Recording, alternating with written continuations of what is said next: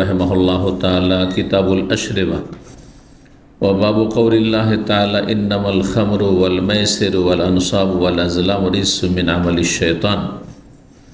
قال حدثنا عبد الله بن يوسف قال أخبرنا مالك عن نافع عن ابن عمر رضي الله تعالى عنهما أن رسول الله صلى الله عليه وسلم قال من شرب الخمر في الدنيا ثم لم يتب منها حرمها في الآخرة।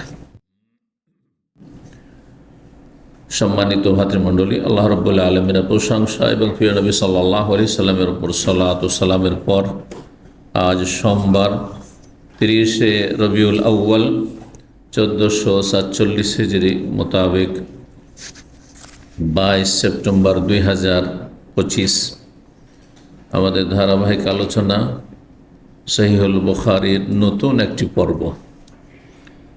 পর্বের বিষয়বস্তু হচ্ছে পানীয়, অর্থাৎ যেসব বস্তুগুলি পান করা হয়। পানীয় মানে পানযোগ্য বস্তু, যেগুলি পান করা হয় সেগুলি দুই ভাগে বিভক্ত, হালাল অথবা হারাম। তো এখানে হালাল পানীয়র কথা আসবে আর হারাম পানীয়র কথা আসবে। জি, কিতাবুল আশরিবা, ইমাম বুখারী রাহিমাহুল্লাহ বলছেন এই পর্ব নম্বর হচ্ছে 74, ধারাবাহিক সহিহ বুখারীর 74 নম্বর পর্বে পানীয় বস্তু সম্পর্কে আলোচনা। আশরিবা শারাবনের বহুবচন। শারাব মানে পানীয় বস্তু, কিন্তু উর্দুতে শারাব বলা হয় খামরকে, মদকে। আর উর্দুর প্রভাব আছে বাংলায়, সেজন্য অনেকে বাংলায় মনে করেন যে শারাব মানে কি মদ। মদ হচ্ছে এক ধরনের পানীয়, হারাম পানীয়। তো শারাব, উর্দুর শারাব আর আরবির শারাবে পার্থক্য রয়েছে।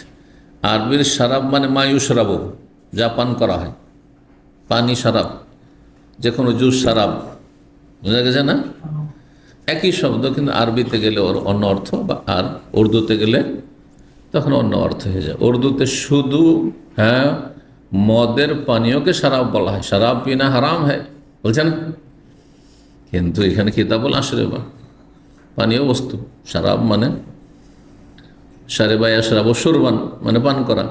জি, আশরিবা বহু বচন, জামা শারাবনের, মানে পানীয় বস্তু সম্পর্কে এই পর্ব। মহান আল্লাহ ইরশাদ করছেন সূরা মাইদার আয়াত নম্বর 90। এখানে একটি পানীয়র কথা উল্লেখ করা হয়েছে যেটি হারাম, আল্লাহ হারাম করেছেন। তো কোরআনে কারীমের এই আয়াত দিয়ে এই পর্ব এবং পর্বের প্রথম অধ্যায় শুরু করেছেন। এটি ইমাম বুখারী রাহিমাহুল্লাহর ভালো একটি অভ্যাস যে আল্লাহর কিতাব কোরআনে কারীমের আয়াতে মোবারকা বরকতপূর্ণ হেদায়েত করে। কোরআনে কারীমের আয়াত দিয়ে যদি কোনো পর্ব শুরু করা যায় তাহলে সেটা বেশি বরকতপূর্ণ। 2 নম্বরে কোরআনে কারীমের আয়াত দিয়ে কোনো পর্ব বা কোনো অধ্যায় শুরু না করে যদি রাসূলুল্লাহ সাল্লাল্লাহু আলাইহি ওয়াসাল্লাম বাণী দিয়ে শুরু করা হয়, সেটা ভালো, সেটাও বরকতপূর্ণ। আমার ভাষা আপনার ভাষা ইমাম বুখারীর ভাষার চাইতে ভালো, বরকতপূর্ণ। এই জন্য অনেক অধ্যায় দেখবেন যে হাদিসের একটা অংশ দিয়ে ইমাম বুখারী অধ্যায় নিয়ে এসেছেন। এই অধ্যায় হচ্ছে এই হাদিস সমূহ। বাবুন বুনিয়াল ইসলাম আলা খামস, হাদিসের একটা অংশ, তাই না? এইভাবে তো কোরআনে কারীমের এই আয়াত নিয়ে এসেছেন যাতে একটি পানীয়র কথা রয়েছে, যাতে বুঝবো আমরা যে এই পানীয় হারাম না হালাল। বাবু কওলিল্লাহি তাআলা, এই অধ্যায় হচ্ছে মহান আল্লাহর এই বাণীর তাফসীর, ব্যাখ্যা সম্পর্কে। ইন্নামাল খামরু, নিশ্চয় মদ। এই যে আরবিতে খামর মানে হচ্ছে বাংলায় মদ। জি, ওয়াল মাইসিরু, এবং জুয়া। মাইসের মানে জুয়া হয়, আর কেমার মানে জুয়া হয়। কোরআনে মাইসের রয়েছে আর হাদিসে কেমারের কথা রয়েছে। জুয়া কি? যে কোনো লটারি জুয়া, বাংলায় আবার লটারি বলা হয়, জায়েজটাকে লটারি বলা হয়, আর না জায়েজ জুয়াটাকে লটারি বলা হয়, তাই না? লটারি মানে ধরেন আপনাদের কাছে বিভিন্ন অপশন আছে, এটা করবো না ওইটা করবো, এটার নাম রাখবো না ওইটার নাম রাখবো, একে নেবো সাথে না ওকে সাথে নেবো, তখন সবাই নাম লিখে উঠিয়ে এলেন একটা। এটাই কি বলছেন বাঙালিরা? লটারি। কিন্তু লটারি মানে যেটা জুয়ার লটারি, সেটা তো আর এটা নাই। জুয়ার লটারি হারাম, কিন্তু এই লটারি যেটা বলছেন সেটা কি হারাম? তো এটা আসলে যে জুয়ার লটারি সেটা নয়, বরং এর নাম হচ্ছে আপনার কি বলা হয়েছে, কোরআ। হ্যাঁ, কোরআ মানে ভাগ্য নির্ণয় করা, কার ভাগ্যে উঠে। করার কথা কোরআনে কারিমে রয়েছে, আইয়ুম ইয়াকফুলু মারিয়াম, যে মারিয়ামের দেখাশোনা করার জন্য সবাই দাবিদার যে আমি দেখাশোনা করবো, আমি লালন পালন করবো, আমি লালন পালন করবো। কার নাম উঠে দেখা যাক। জি, তো এইরকমই অনেক সময় আপনাদের নাম রাখতে গিয়ে দু চারটার নাম চলে আসে। আপনার বাবা বলছে এই নাম রাখতে হবে, মা বলছে এইটা রাখতে হবে, আপনার পছন্দ একটি আর একটি, আপনার স্ত্রীর পছন্দ আর একটি, ওর দাদের ওর নানি নানারা আলাদা। এক সমস্যা। আজকাল অধিকাংশ মুসলিমদের দেখা যায় বাচ্চা নিয়ে মাত্র একটা দুটো, এখন নাম রাখনেওয়ালা আর দল ভারী, আর সবাই নিজেরটাকে চাপাবার চেষ্টা করে, অথচ বাপের অধিকারী, বাবার হক, তার চাইতে বেশি এখানে মায়ের ক্ষমতা বেশি চলে পারিবারিক ক্ষেত্রে। না আমি এটা না, আমি পেটে রেখেছি। ওর চাইতে বেশি অধিকার হচ্ছে দাদার, না আমার নাতি, আমার পোতা ইত্যাদি। ইসলাম থেকে দূরে চলে যাওয়ার কারণে, অজ্ঞতার কারণে বা বেআমল হওয়ার কারণে এই ঝগড়াগুলি বেঁধে যাও। মন খারাপ, নাম রেখে দিলেন আপনি। অনেক সময় এরকম হয় পারিবারিক ক্ষেত্রে। ওফ, ছেলে এত বেয়াদব, একবার জিজ্ঞাসাও করলো না, নাম রাখলো তো, একটু পরামর্শও করলো না, আমি যেটা বললাম সেটার কোনো মূল্যায়ন করলো না, মনে কষ্ট রেখে নিল হয়তো। এতে ধীরে ধীরে ফাটল শুরু হয়ে গেল। অনেক পারিবারিক সমস্যা হচ্ছে। তো এগুলোর মূল কারণ হচ্ছে জাহালাত, অজ্ঞতা। এই রাইটসটা কার, এই অধিকার কার নাম রাখার, এটা জানতে হবে শরীয়তে। তাহলে জন্মদাতা বাপের, দাদারও নয়, নানারও নয়, দাদিরও নয়, নানিরও নয়, স্ত্রীরও নয়। তবে পরামর্শ নেওয়া ভালো, পরামর্শ নেওয়া ফরজ নয়, পরামর্শ নেওয়া ভালো। যে কোনো কাজে পরামর্শ নিলে মানুষ ইতিবাচক হবে, সহযোগিতা করবে। আর পরামর্শ না নিয়ে যদি ফেঁসে যান তো আপনাকে একা অসহায় ছেড়ে দেবে। এটা মানুষের স্বভাব, যার ফলে যে পরামর্শ নেয় সে লজ্জিত হয় না মানুষের কাছে। যদি হেরেও যায়, ক্ষতি হয়ে যায়, সবাই তাকে কি করে উৎসাহিত করবে, অসুবিধা নেই, আরে হলো তো কি হলো, তাই না? কিন্তু যদি পরামর্শ না নিয়ে যদি আপনি একাই সিদ্ধান্ত নেন, ভালো হয়েছে, ভালো হয়েছে, স্বাদ হয়েছে, মজা পেয়েছে, শাস্তি পেয়েছে, এগুলো মন্তব্য করবে। তো একটা জ্ঞানী হইতে হবে মানুষের সাথে চলাফেরার ক্ষেত্রে। যারা প্রতিষ্ঠান চালাচ্ছেন অথবা যারা পরিবারের বিভিন্ন সদস্য রয়েছেন, এই বিষয়গুলি খেয়াল থাকতে হবে। ছেলে বিয়ে করবে অলি লাগবে না, কিন্তু আমাদের সমাজে ছেলে যদি বাপ মাকে জিজ্ঞাসা না করে বিয়ে করে নেয়, সারা জীবন বাপ মা মনে কষ্ট রেখে নেবে। পরামর্শ করতে অসুবিধা কি? পরামর্শ করব, তারপরে বাপ মা যদি চাপিয়ে দেয় আমার পছন্দ না, আমি না, এটা হবে না।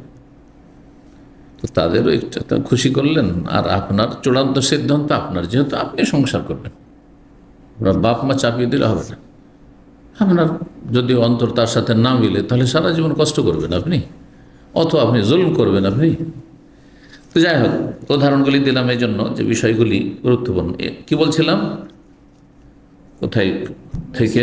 মেসের, জুয়া থেকে চলে গেলাম। তো জুয়া হারাম।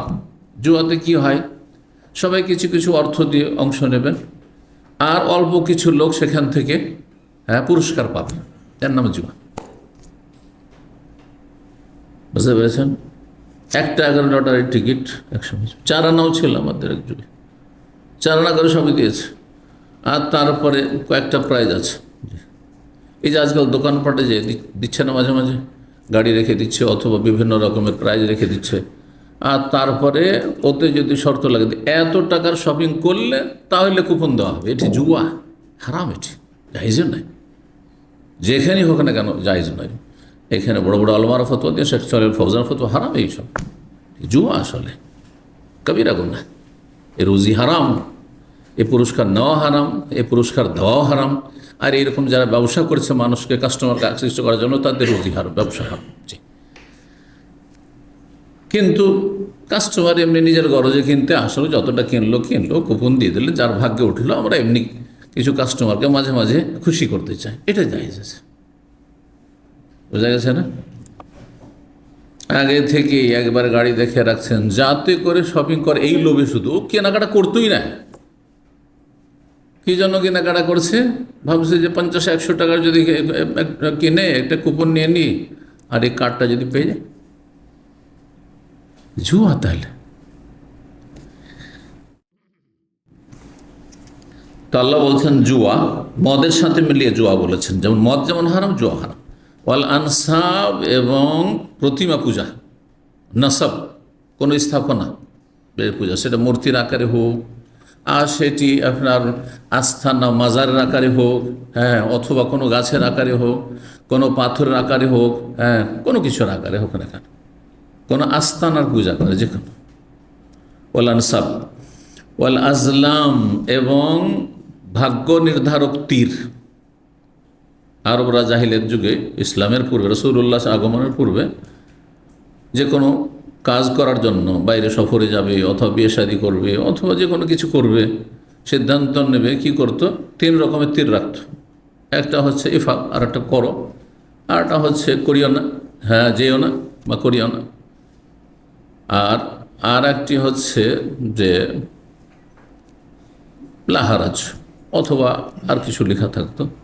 যদি বেরিয়ে গেলে ইফাল করো, আচ্ছা, তীরগুলো ভিতরে ঢুকানো থাকতো, চোখ বন্ধ করে অথবা কাউকে দিয়ে যেমনটা উঠায়, হ্যাঁ, ওটাইতে উঠাবে, উঠিয়ে যদি ইফাল, হ্যাঁ, এই ভাগ্য ভালো আছে, এই সফর, হ্যাঁ, শুভ হবে, ভালো সফর হবে। সফরে গেল, বেরিয়ে গেল, সফর করার আগে অথবা বিয়ে শাদীর আগে, লা তাফাল, করিও না, যতই পছন্দের হোক আর যতই জরুরি হোক, না সফর করা যাবে না, যাবেই না। মাঝামাঝিটা বেরিয়ে গেলে বলছে যে আবার করো, তাহলে আবার চেষ্টা করে দে, 2-3 করে। ওয়াল আজলাম, এগুলি কি? কয়টি বললেন? 4টি।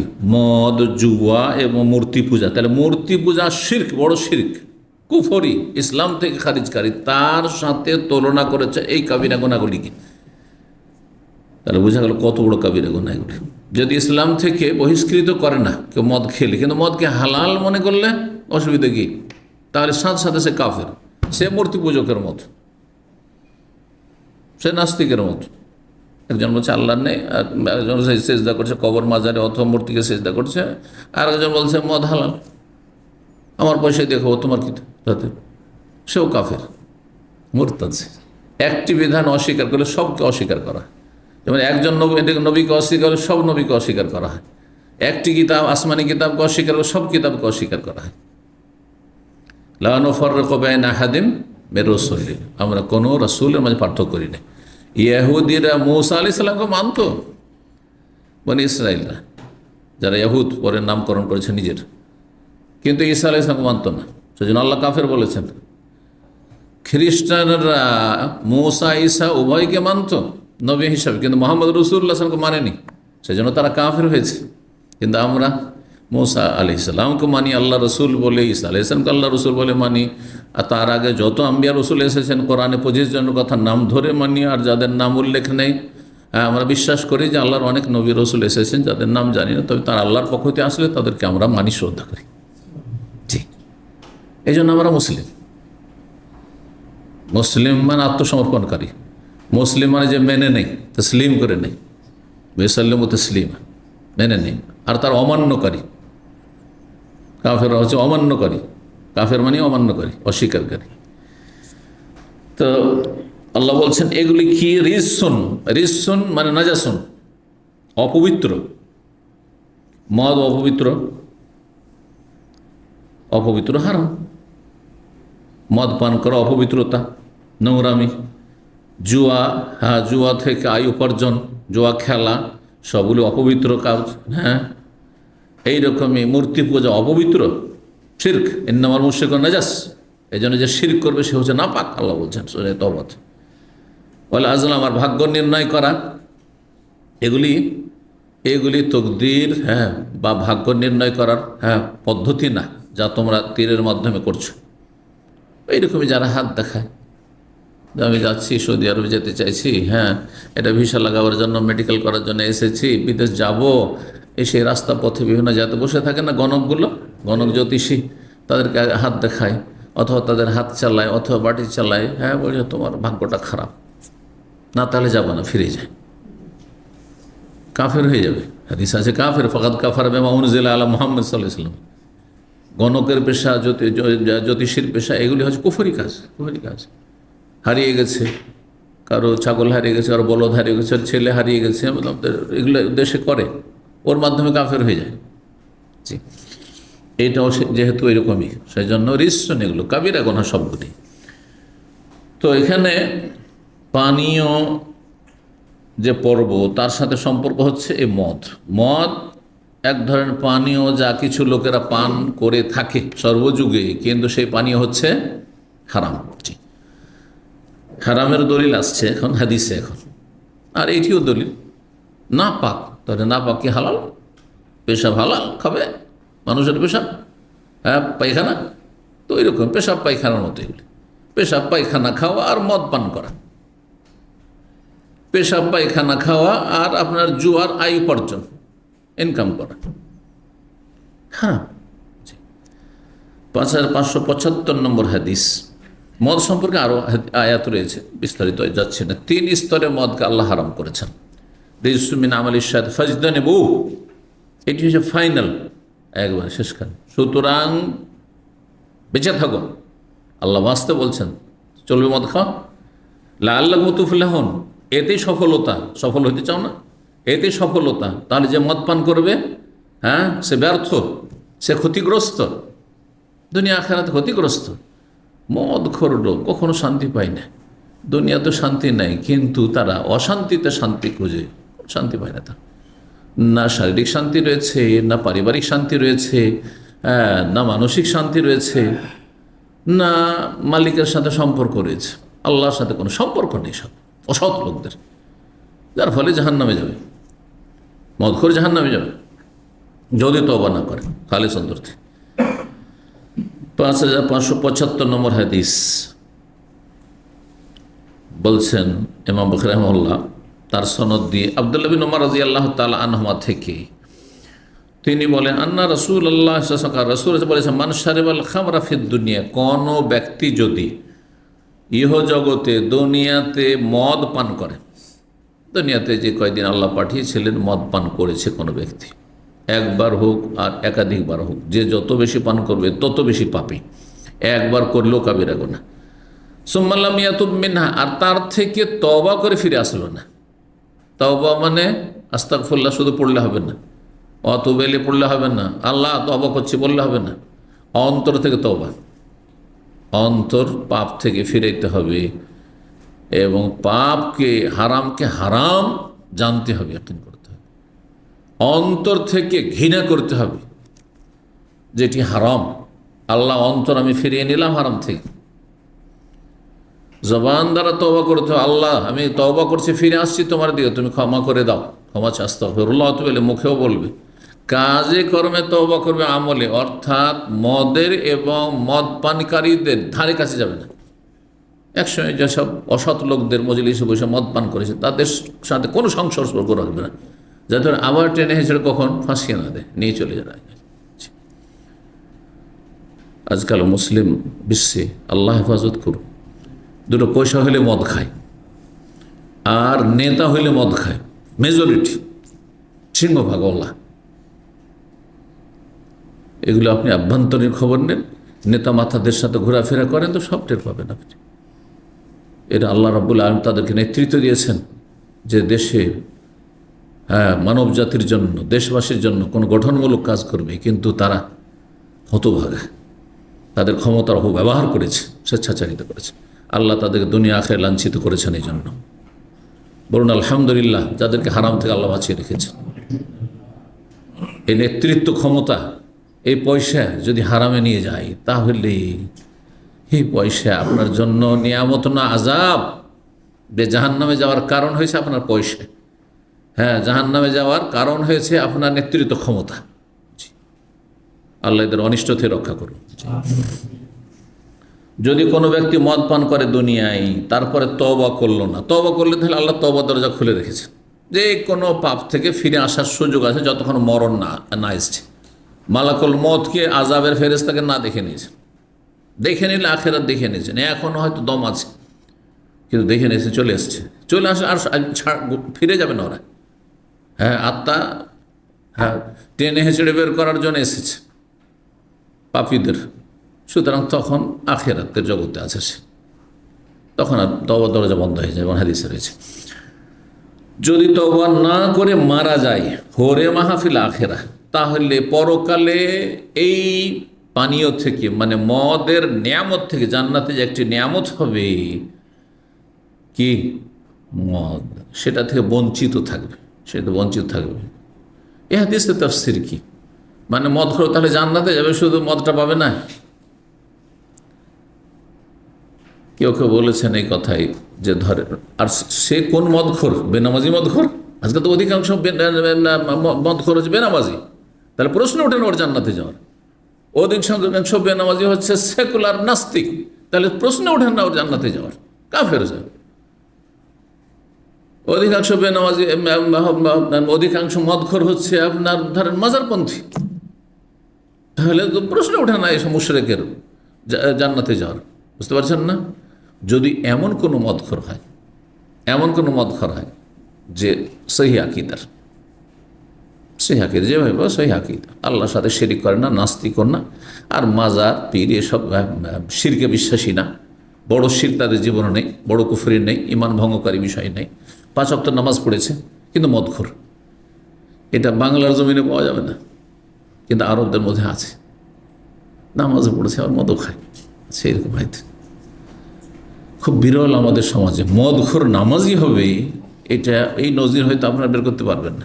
তবে এক লোককে আমি জানতাম, আমি মদিনা কি বেনারস জামে সালাফিয়া পড়ার আগে, কারণ 3 বার করে বুখারী পড়েছে, মদিনায় শেষবার, মাঝখানে জামে সালাফিয়া বেনারসে, আর প্রথম দাওরা পড়লাম যখন 19 বছর বয়স। তো পরিস্থিতি পারিবারিক বাধ্য করলো, বাপের বড় ছেলে যে আমাকে এখন শিক্ষকতাই করতে হবে, আব্বার হুকুম, লেখাপড়ার কোনো সুযোগ পেলাম না। আমার জীবনে অনেক জিহাদ মুজাহাদা করেই লেখাপড়া করে গিয়েছি, ও আল্লাহ পাক তৌফিক দিয়েছে, নসিবে ছিল সেই জন্য, নাহলে সাধারণত এরকম কেউ করতে পারে না। মাঝখানে পড়াই 19 বছর বয়সে স্টপ করে দিয়ে 2 বছর শিক্ষকতা। ওই সময় যেই গ্রামে বড় মাদ্রাসা, তিরমিজি আবু দাউদ পর্যন্ত পড়া হইতো, একটা দুটা ক্লাস খুললে বুখারী পর্যন্ত পড়া হয়। তো তিরমিজি পড়াইতাম প্রথম বছরে। তো একজন মহাজন সাহেব ছিলেন, নাম বলে কি বলতে হবে, নাম বলবো না, দুনিয়া থেকে চলে গেছে, আল্লাহ যেন মাফ করে দেয়। আলেমদেরকে লজিকে রাখছে, আর প্রতিদিন মজগস্ত আলেমদের দিত। এইসব এত ভালো কাজ ছিল। 5 ওয়াক্ত মসজিদে এসে আমাদের মসজিদে নামাজ পড়তো, কিন্তু ওই এলাকা হচ্ছে তালগাছের এলাকা, বরিন্দ্র এলাকা। তালগাছ সব এলাকায় থাকে, তালগাছ বুঝেন তো, যেমন খেজুরের রস হয় তেমন তালগাছের রস হয়। খেজুরের রসের চাইতে তালগাছের রসে নেশা তাড়াতাড়ি আসে। যেহেতু ওই এলাকায় 2 বছর থেকেছি, আর সেই এলাকাটিও আমার বাড়িতে বেশি দূর না, 30 কিলোমিটার। তো 5 ওয়াক্ত নামাজি, সহি আকীদার, হ্যাঁ, বংশগত আহলে হাদিস, মানে ওইসব শিরক বিদআতে নাই, ওইসব কিছুতে নাই, না মিলাদ আছে, না মাজার আছে, না ওইসব পীর আছে, মুরিদি আছে, কিচ্ছু নেই। কিন্তু ওই যে যৌবনকাল থেকে বদ অভ্যাস, জমি জায়গাওয়ালা মহাজন মানুষ, আর যাবে জমি জায়গা মাঠে যাবে, আর ওই এলাকায় তাদের সব এরা আছে, চাকর আছে, ওখানে গেলে ওকে তালের রস দেবে। তালের রসকে আমাদের অঞ্চল বলে তারি বলে, বুঝেন কি বুঝেন না? তারি কেবল তাড়ি, দুরকমই বলে, যাই হোক যেটাই শুদ্ধ হল, র দিয়ে বা র দিয়ে, তারি। তো ওটা সাথে সাথে যদি ঠান্ডা ঠান্ডা শীতকালে পান করে নেন তাহলে নেশা হয়নি, সেটা তাহলে হালাল পানীয়। কিন্তু সেটা রৌদ্রের সময় রেখে দিয়ে তারপরে গ্রীষ্মকালে দুপুরবেলা বিকেলবেলা পান করা হচ্ছে, ওই এলাকাটি আবার সাঁওতাল এলাকা। সাঁওতাল বুঝেন? আদিবাসী এলাকা যারা, তো সাঁওতালেরা এই মদ খুব বেশি খায়, নিজের এলাকায় সস্তা পাওয়া যায়, তালের রসকে একটু ওকে রোদে রেখে দিলে ফেনা ফেনা হয়ে গেলে নেশা হয়ে যাবে। তো এলাকা যেহেতু প্রতিদিনের একটা অভ্যাস হয়ে গেছে, খাবে, কিন্তু কখন খাবে, ওইখান থেকে তালের তারি নিয়ে চলে আসতো, নিয়ে আসার পরে রেখে নিত। এশা পড়তো আমাদের সাথে জামাতে, আল্লাহ এশা পড়তো জামাতে, আর এশা পরে খেত রিপোর্ট ওটা গ্রামের যারা অন্যান্য মুসল্লি বা গ্রামবাসী, যে 2 বছর থেকেছি, প্রতিদিন এই মহাজন সাহেব এশা পরে খেয়ে নেবে, আর ফজর হইতে হইতে আর নেশা শেষ, মাতাল হইতে সারা রাত মাতাল থাকবে, ঘুমাবে মাতাল হয়ে, আর আবার ফজর নামাজ এসে হাজির। এইরকম মদখোর যদি হয় তো মুসলিম শিরক মুক্ত, নাস্তিকতা মুক্ত, কথা বুঝতে পেরেছেন, মাজার পূজা মুক্ত, হ্যাঁ নামাজি কিন্তু মদখোর, তার সম্পর্কে এই হাদিস বলতে পারে যে তার অনেক নেক আমল দিয়ে জান্নাতে যাওয়ার যোগ্যতা হয়ে গেছে, দাঁড়ি পাল্লায় ওজন হয়েছে যখন নেকি, কিন্তু মদ খেয়েছে যে এই যে গুনাহ আছে। তো হরে মাহফিল আখেরা, অন্যের লাম ইয়াশরাবা ফিল আখেরা, আখেরাতে জান্নাতে গেলেও মদের নিয়ামত পাবে না। দুধ খা, জান্নাতে নহর কয় রকমের আছে সূরা মুহাম্মাদে, কত? 4 রকমের দুধের নহর আছে, দুধ খা খুব। কিসের আছে? আর মধু আছে, খুব মধু খা। আর পানি আছে, জান্নাতি পানি খা, হ্যাঁ। আর মদ আছে, হ্যাঁ, খামরিন লাজ্জাতিল লিশারিবিন, বড়ই সুস্বাদু হবে পানকারীদের জন্য, কিন্তু সেটা থেকে বঞ্চিত থাকবে, আযাব আল্লাহ। কেউ কেউ এই অর্থ করেছেন, কিন্তু এটাই যদি হয় যে সবাইকে দেখে জান্নাতে মদ খাচ্ছে আর বেচারা টুকটুক করে তাকাচ্ছে, হাইরে আক্ষেপ, কেন দুনিয়াতে মদ খেয়েছিলাম, তাহলে মনে একটা কষ্ট থেকে যাবে না, আক্ষেপ থেকে যাবে না? এখানে প্রশ্ন, এই ব্যাখ্যা যদি করেন তাহলে প্রশ্ন হচ্ছে যে আল্লাহ কোরআনে বলছেন জান্নাতে জান্নাতীদের জন্য ওয়ালাকুম ফিহা মা তাশতাহি আনফুসুকুম, হে জান্নাতি তোমাদের জন্য জান্নাতে যা মন চাইবে তাই পাবে। কোথায় তাই পেল? তারপর জান্নাতে ফালা খাউফুন আলাইহিম ওয়া লাহুম, জান্নাতে চলে না কোনো ভয় থাকবে, না কোনো চিন্তা থাকবে, না কোনো কষ্ট থাকবে। কিন্তু বড় একটা মনোকষ্ট, আক্ষেপ, ওরা পাচ্ছে আমি পাচ্ছি না। চিন্তা করুন তো, এখানে যদি কেউ আপনার ভিআইপি খাবার খায় আর আপনারা যদি ওই খাবার দেওয়া হয়, কত মনোকষ্ট নিয়ে যাবেন এখান থেকে বলুন তো দেখি, খুশি হয়ে যাবেন? অথচ খাইতে দেওয়া হইল, কিন্তু চোখের সামনে দেওয়া হইল, ঠিক না? তাহলে বোঝা গেল এই ব্যাখ্যা দুর্বল ব্যাখ্যা। এবার বুঝতে পারছেন? হাদিসটা একটু লম্বা করছি যাতে করে বুঝতে পারেন। ওলামারা যে ব্যাখ্যাগুলি করেছেন, ব্যাখ্যা করলেই যে সহি হয়ে যাবে অথবা শক্তিশালী হয়ে যাবে, এটি একটি ব্যাখ্যা, যে জান্নাতে যাবে কিন্তু কি হবে না, মদ খেতে পাবে না, জান্নাতি মদ খেতে পাবে না। তাহলে তো কষ্ট থেকেই এলো মনে, জান্নাতে তো জান্নাতে কি শান্তি পাবে? মনে যদি কারো কষ্ট কোনো রকমের যদি একটা অশান্তি, সব শান্তি আছে আপনার, টাকা পয়সা আছে আপনার, এই যে প্রবাসে 5,000 অনেক আছে, 5,000 10,000 বেতন পাচ্ছেন, বিজনেস করছেন, কিন্তু স্ত্রী সাথে নেই, অথবা স্ত্রী ভালো না। আরে এক ভাই বলছে, ইনভেস্টার সৌদি আরবে, আমাকে বলছে যে পয়সার দিক থেকে অনেক সুখে আছে, কিন্তু আমার স্ত্রীকে নিয়ে এসে 2-3 মাসও রাখতে পারি না, ও থাকবে না। কেন থাকবে না? বিলাসী। এখানে থাকলে কাজের মেয়ে নিয়ে আসতে পারছে না, আর ওখানে ঘুমিয়ে ঘুমিয়ে 4-5টা কাজের মেয়ে বাড়িতে, বাসাতে। ও শুধু মোবাইল, ওর কাজ হচ্ছে মোবাইল নিয়ে বসে থাকা, অথবা শুধু শপিং করা আর আড্ডা দেওয়া। তো ওই জীবন ছেড়ে সৌদি, তারপরে এখানে বন্ধ জীবন, আমি ব্যবসা করি সবসময়, এদিকে নিয়ে ঘুরতে পারি না, ওখানে যেখানে ইচ্ছা সেখানে ঘুরে, হ্যাঁ কার আছে, হাউস ড্রাইভার আছে, ওকে নিয়ে যেখানে ইচ্ছা সেখানে ঘুরে ঢাকায়, বুঝতে পারছেন? তো এত বড় ইনভেস্টার হয়ে আর এত পয়সা ইনকাম করে শান্তি আছে? একটা অশান্তি লাগে আছে। স্ত্রীর কথা শোনে না, থাকতে চাই না সাথে, যাও তুমি থাকো, গেলাম আমি, কোন শান্তি আছে এই পয়সাতে? ঠিক না? তো জান্নাতে এমন কিছু থাকবে নাকি? দুনিয়াতে যতই সুখী হোক ওরা শান্তি আছে, যতই সুখী হোক ওরা শান্তি আছে, কিছু না কিছু অশান্তি আছে, ও জানছে, আপনি জানেন না, এটা আমি জানি না। তিক্ততা অবশ্যই আছে, সবসময় না থাকলেও মাঝে মাঝে আছে। সব দিক মিলিয়ে জ্বলিয়ে হয়তো মোটামুটি ভালো আছে, সেজন্য খুব ভালো আছে, আলহামদুলিল্লাহ। যাদেরকে এরকম রয়েছে, আমার এইরকম বড় কোনো অশান্তি নেই যেটাতে মানে অনিদ্রা চলে আসবে, একটা অশান্তি থাকবে সবসময়, মনোকষ্ট থাকবে, এরকম না, আলহামদুলিল্লাহ, তাহলে খুবই ভালো। এই জন্য দেখা যায় যত ইমানদার মানুষ তত ভালো অবস্থায় আছে দুনিয়াতে, কেন অল্পতে পরিতুষ্টি, বালা মুসিবত আলহামদুলিল্লাহ, হ্যাঁ, সুখে অহংকার নেই, আর দুঃখে হাহুতাশ নেই, বুঝতে পারছেন? তাহলে দ্বিতীয় অর্থ এখানে করছি এখন। দ্বিতীয় অর্থটি হচ্ছে সহি এবং প্রাধান্যযোগ্য, সেটি হচ্ছে যদি কোনো ব্যক্তি দুনিয়াতে মদ খায় আর তওবা করলো না, লামিয়া শাফিল হরে মাহফিল আখেরা, পরকালে বঞ্চিত থাকবে মদ থেকে, মানে জান্নাত থেকে বঞ্চিত থাকবে, জান্নাত থেকে বঞ্চিত থাকবে। তাহলে আর এক সমস্যা, তাহলে মদ পান করা কি, মদ পান করলে কাফের হয়ে যায়? তো জান্নাত থেকে বঞ্চিত থাকবে স্থায়ীকে কাফের, তো মদ পানকারীকে কি কাফের বলবেন না ফাসেক?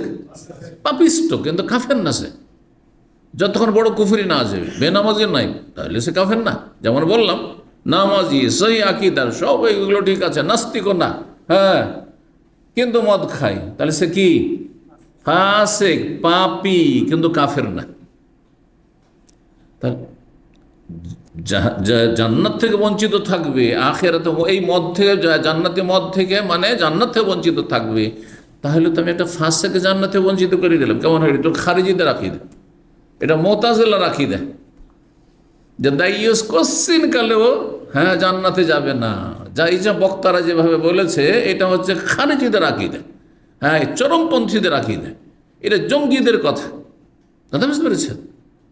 মুতাজিলাদের কথা এগুলো ভ্রান্ত আকীদা। আহলে সুন্নাত ওয়াল জামাতের আকীদা না। আহলে সুন্নাত বলছে যে ফাসেক অস্থায়ী জাহান্নামী, স্থায়ী জাহান্নামী নয়, কাফের স্থায়ী, মুশরিক স্থায়ী জাহান্নামী। তাহলে তখন কি উত্তর দেবেন? হ্যাঁ, এখানে ব্যাখ্যা করতে পারলাম, হরে মাহফিল আখেরা, জান্নাত থেকে বঞ্চিত থাকবে, মানে প্রথমখানে প্রবেশ থেকে বঞ্চিত থাকবে। সবাই জান্নাতে প্রবেশ করছে, হ্যাঁ, তারও নেকি যথেষ্ট আছে, সে জান্নাতে যেতে পারবে, কিন্তু তওবাবিহীন মদ খেয়ে এসেছে, সেই জন্য প্রথমখানে জান্নাতে যেতে পারবে না, জাহান্নামে যাও। মদ খেয়েছো, কিছুদিন জাহান্নামের মেহমান থেকে আসো ওখানে, আর সেখানে তোমাকে কিছু খাওয়ানো হোক আর শাস্তি দেওয়া হোক জাহান্নামের খাবার, আর তারপরে তখন তুমি উঠে আসবে ওখান থেকে। হরে মাহফিল আখেরা মানে লাম ইয়াদখুলিল জান্নাহ দুখুলান আউয়ালিয়ান, প্রথমখানে প্রবেশ করবে না। পক্ষান্তরে যারা গুনাহ করেছে কাবিরা, কিন্তু তওবা করে গিয়েছে আর আমল আছে জান্নাতে যাওয়ার মতো, প্রথমখানে সবাই যাচ্ছে, ওরও সিরিয়াল আসবে, জান্নাতে চলে যাবে, জাহান্নাম যেতে হবে না। এবার বুঝতে পেরেছেন? তাহলে এখন সংক্ষেপে কথাটি বললে এবার বলতে হবে, যেই ব্যক্তি মদ খেয়ে দুনিয়া থেকে যাবে বিনা তওবায়, সে প্রথমখানে, প্রথম চান্সে জান্নাত যেতে পারবে না। হ্যাঁ, লাম ইয়াশাফিল আখেরা, যখন প্রথম চান্সে জান্নাত যেতে পারলো না, তার মানে মদও খেতে পারলো না, জাহান্নামে আছে, তো মদ কোথায় পাবে? জান্নাতের, বুঝছেন না? এই অর্থটি বেশি সহি। 5576 নম্বর হাদিস বর্ণনা করেছেন প্রখ্যাত তাবে সাঈদ বিন মুসাইয়িব রাদিয়াল্লাহু তাআলা আনহু রাহিমাহুল্লাহ, আন্নাহু সামিআ, আবার তিনি শুনেছেন আবু হুরায়রা রাদিয়াল্লাহু তাআলা আনহু থেকে বলছেন, আন্না রাসূলুল্লাহ সাল্লাল্লাহু আলাইহি ওয়াসাল্লাম উতিয়া লাইলাতা উসরিয়া বিহি বিইলিয়া বিকাদাহাইন মিন খামরিন ওয়া লাবানিন। রাসূলুল্লাহ সাল্লাল্লাহু আলাইহি ওয়াসাল্লামের নৈশ ভ্রমণ মানে রাতের সফর। কোথাকার রাতের সফর?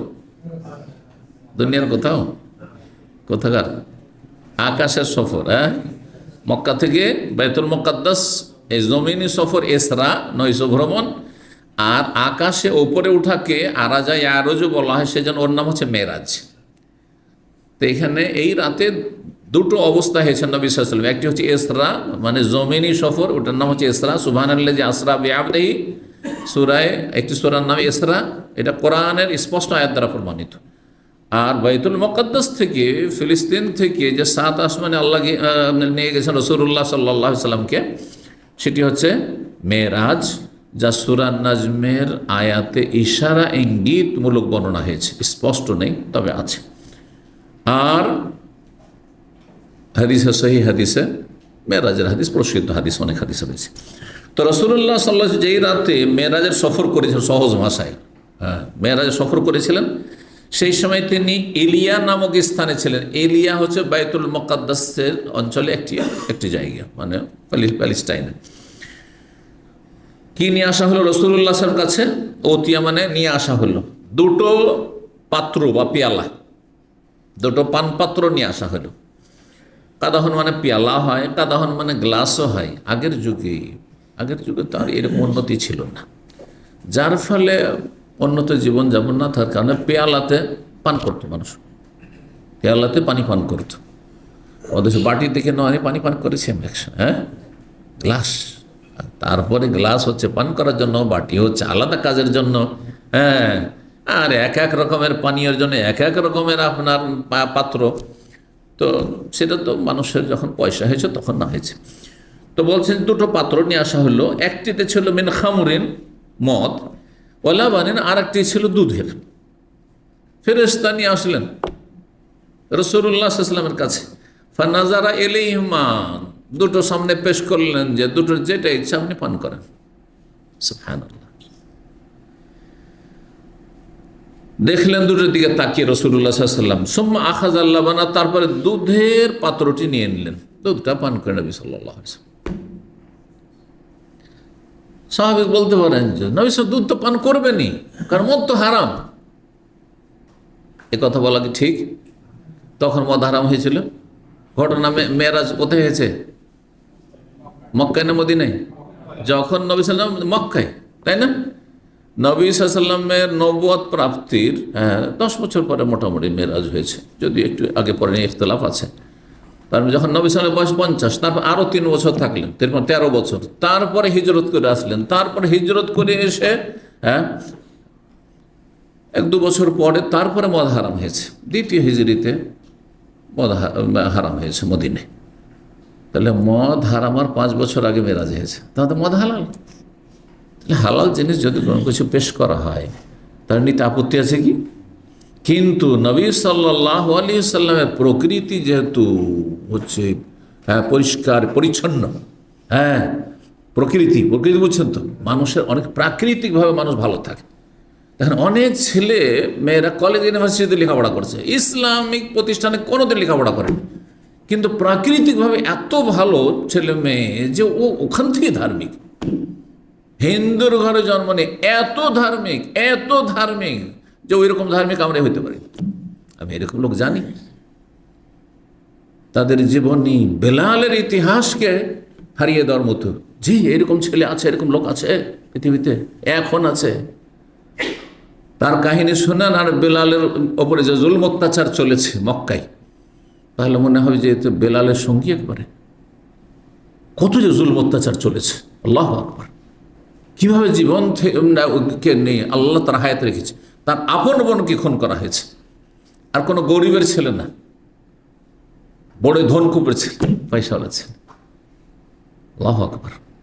আমরা ঘরে তো আরামে নিয়ামত পেয়েছি, ইসলামের নিয়ামত পেয়েছি। কি যে কষ্ট করে সে পৌঁছেছে, মদিনা মুনাওয়ারা পর্যন্ত পৌঁছেছে। আরো বলে মদিনাতে আছে ছেলে, মসজিদে নববীতে দিন শিখে। এখন জীবনটা জেহাদের জীবন, যে কত যে জেহাদ করেছে, আর বাপ মা তাকে খুন করার জন্য যখন পারেনি কত যে চেষ্টা করেছে। তাদের সাধু সন্ন্যাসীরা তাকে জাদু করি আর কত কি করে তাকে মেরে দেওয়ার চেষ্টা করেছে। তার বোনকে যখন ইসলাম গ্রহণ করলো, গোপনে জানতে পারলো, তার বলিদান করেছে দেবদেবীর সামনে। হাউযুবিল্লাহ, হাউযুবিল্লাহ। বলুন আলহামদুলিল্লাহ। জন্মসূত্রে ইসলাম পেয়েছেন আর নামাজ পড়েন না, কি জবাব দিবেন রবকে? জন্মসূত্রে ইসলাম পেয়েছেন আর পাপে ডুবে আছেন, পাপ করছেন, হারাম খাচ্ছে।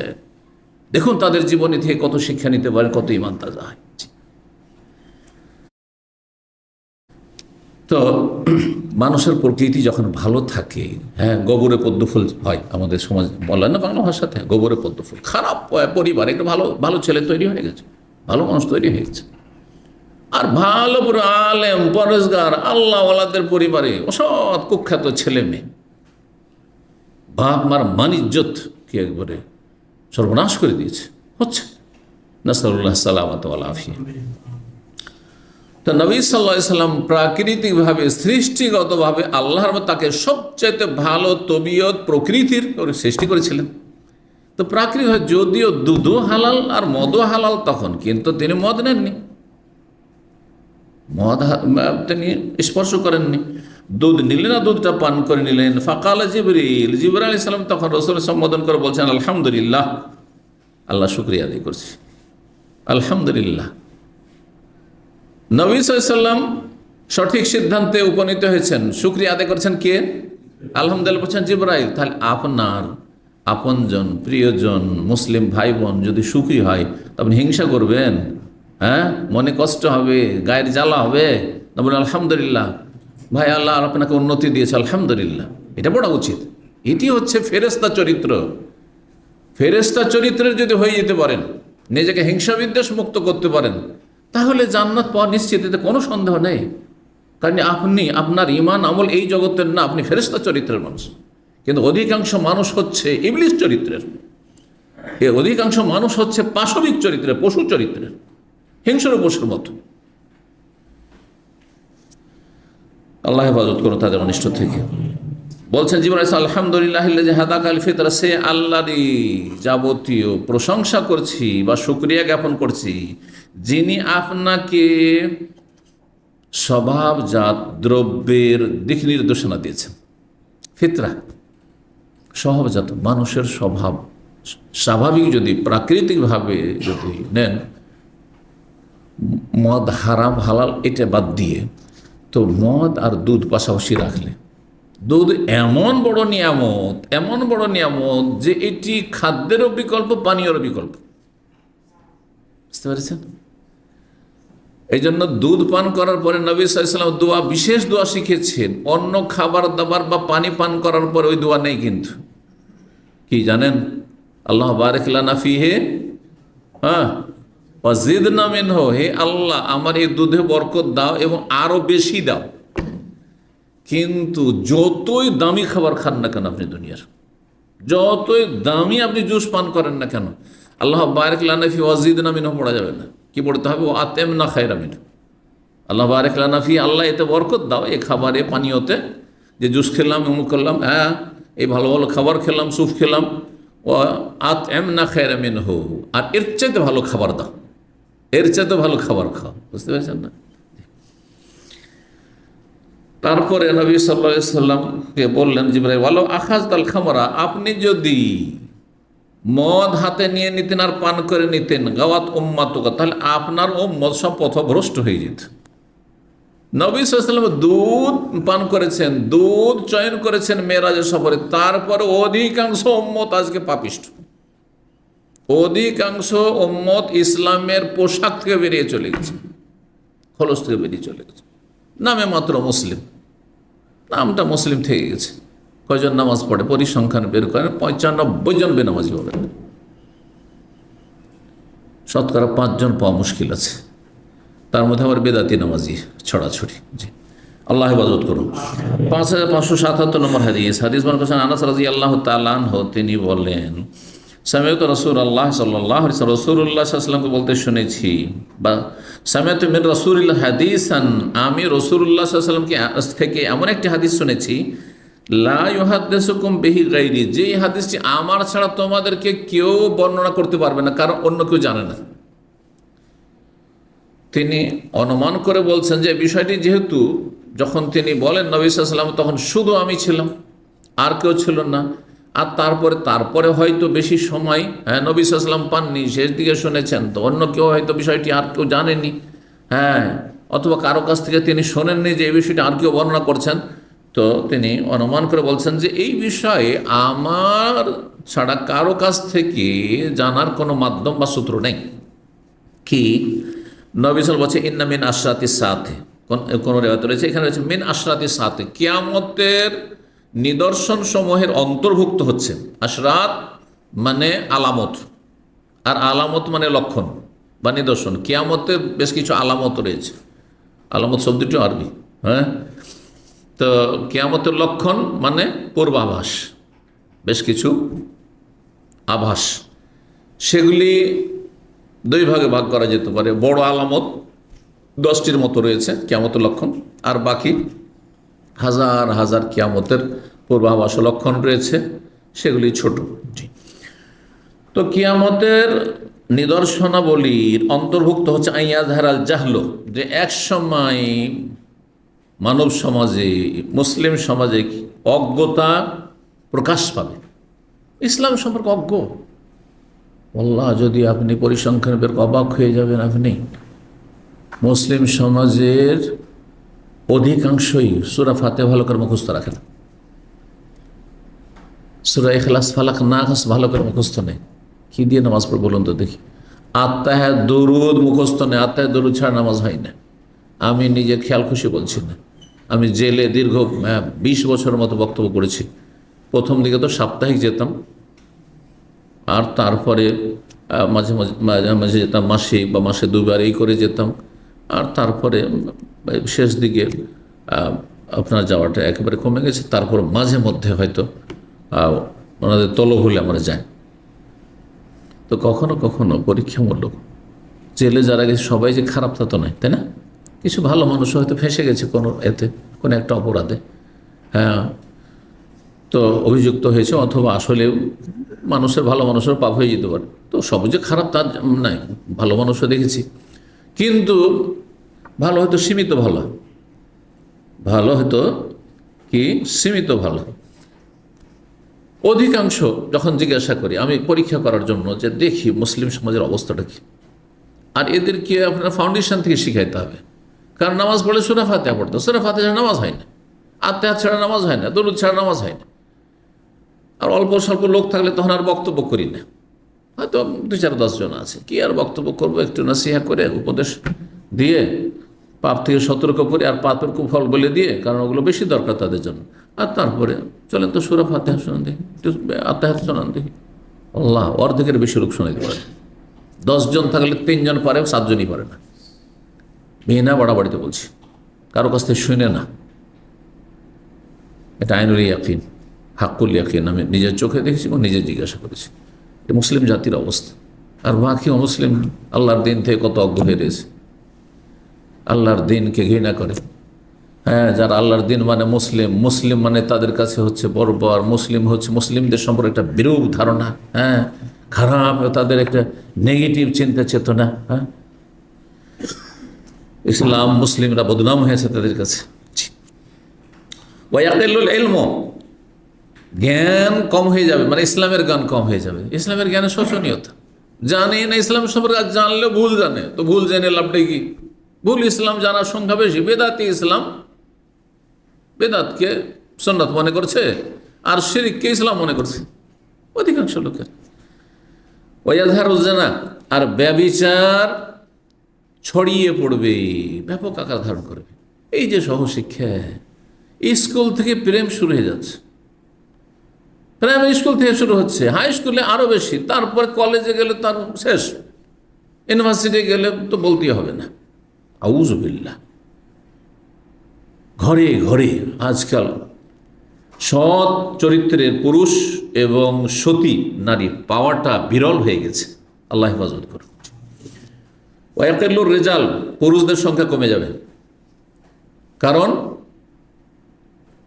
মানুষের মাঝে ঝগড়া, বিবাদ আর খুনের ঘটনা খুব বেশি ঘটবে। আর অধিকাংশ খুনের ঘটনায় যারা খুন হয় তারা পুরুষ, নারীর চাইতে। পত্র পত্রিকা পড়েন, সোশ্যাল মিডিয়া দেখেন, প্রতিদিন দেশে যে খুন হচ্ছে, আর পরিসংখ্যান বের করেন, নারীদের খুনের সংখ্যা আর পুরুষের খুনের সংখ্যা বেশি, তাই না? তখন এত বেশি খুন হইতে থাকবে তো পুরুষ কমে যাবে। এমনিতে পুরুষের প্রজন্ম কম। আজকাল সারা পৃথিবীতেই, সারা বিশ্বব্যাপী যদি দেখেন, প্রতিটি দেশের অবস্থা হচ্ছে পুরুষদের চাইতে নারীর সংখ্যা বেশি। কিয়ামত কত কাছে চলে এসেছে বুঝে দেখেন এখন। ওয়াতাকসুরুন নিসা, নারীদের সংখ্যা বেড়ে যাবে। হাত্তা ইয়াকুনা লিখামস, এমন এক সময় আসবে এত বেশি নারীদের সংখ্যা বাড়বে আর পুরুষের সংখ্যা কমবে, যে হাত্তা ইয়াকুনা লিখামসিনা ইমরা, 50 জন মহিলার কি হয়ে যাবে, কাইয়্যিমুহুন্না, তাদের পরিচালক হবে রাজুলুন ওয়াহিদ, একজন ব্যক্তি। বিয়ে দিতে হবে, ওলি ছাড়া তো বিয়ে হবে না। এখন দেখা যাচ্ছে একজন পুরুষকে 50 জন মেয়ের অভিভাবক হইতে হচ্ছে, বাপ হিসাবে, ছেলে হিসাবে, ভাই হিসাবে, তারপরে চাচা হিসাবে, ইত্যাদি ইত্যাদি, দাদা হিসাবে। মানে দেখা যাচ্ছে যে কাছের, এমনকি বংশের চাচাতো ভাই বোনের সম্পর্ক, চাচাতো, হ্যাঁ, এইরকম দূরের আপনার মনে করেন যে ওই 5 পুরুষ 6 পুরুষে গিয়ে মিলবে, কিন্তু আপনার বংশের আর কেউ নাই, তাহলে আপনি অভিভাবক। তারপরে শুধু বিয়ের সাথে বিষয়টা নয়, অন্য অন্য ক্ষেত্রে অনেক ক্ষেত্রে পুরুষের প্রয়োজন রয়েছে। তো এখন পরিচালক, তাদের দেখাশোনা ওই পুরুষকে করে দিতে হবে। আজকাল মহিলারা কিশোরকে ছেড়ে নিজেরাই, যেই পরিবারগুলিতে দেখা যাচ্ছে যে কোনো পুরুষ নেই, মহিলা সব কিছুই করছে, শপিং থেকে শুরু করে কেনাকাটা আর সফর করা, কোনো কিছুই লাগে না, শুরু করে দিয়েছে। এটা তার শরীয়ত না যে আপনি সফর করবেন একজন মহিলা মানুষ সেইভাবে। তো যাই হোক, একজন মানুষকে দেখাশোনা করতে এক কথায় 50 জন মহিলার এমন নজির চলে আসবে কিয়ামতের কাছাকাছি সময়। 5578 নম্বর হাদিস বর্ণনা করছেন আবু সালামা ইবনে আব্দুর রহমান এবং সাইদ ইবনে মুসাইয়িব, প্রখ্যাত দুইজন তাবেঈ ইমাম ফকিহ তারা ছিলেন। কাল আবু হুরায়রা রাদিয়াল্লাহু তাআলা আনহু বলেন, আবু হুরায়রার ছাত্র এরা, ইন্নান নবী সাল্লাল্লাহু আলাইহি ওয়াসাল্লাম বলেছেন, লা ইয়াজনি জানি হিনা ইয়াজনি ওয়া হুয়া মুমিন। ব্যভিচারকারী যখন ব্যভিচার করে তখন আর সে ঈমানদার থাকে না, মুমিন থাকে না, তাহলে কাফের হয়ে যায়। জিনা করলে যদি হালাল মনে করে, ইনকানা মুস্তাহিল্লান, এখানে কি লাগাইতে হবে শর্ত, যদি মনে করে যে এই ব্যভিচারে কোনো দোষ নেই, কারণ মেয়েটির সম্মতি আছে, সেও সাবালিক আমি সাবালক, তাহলে সে কাফের।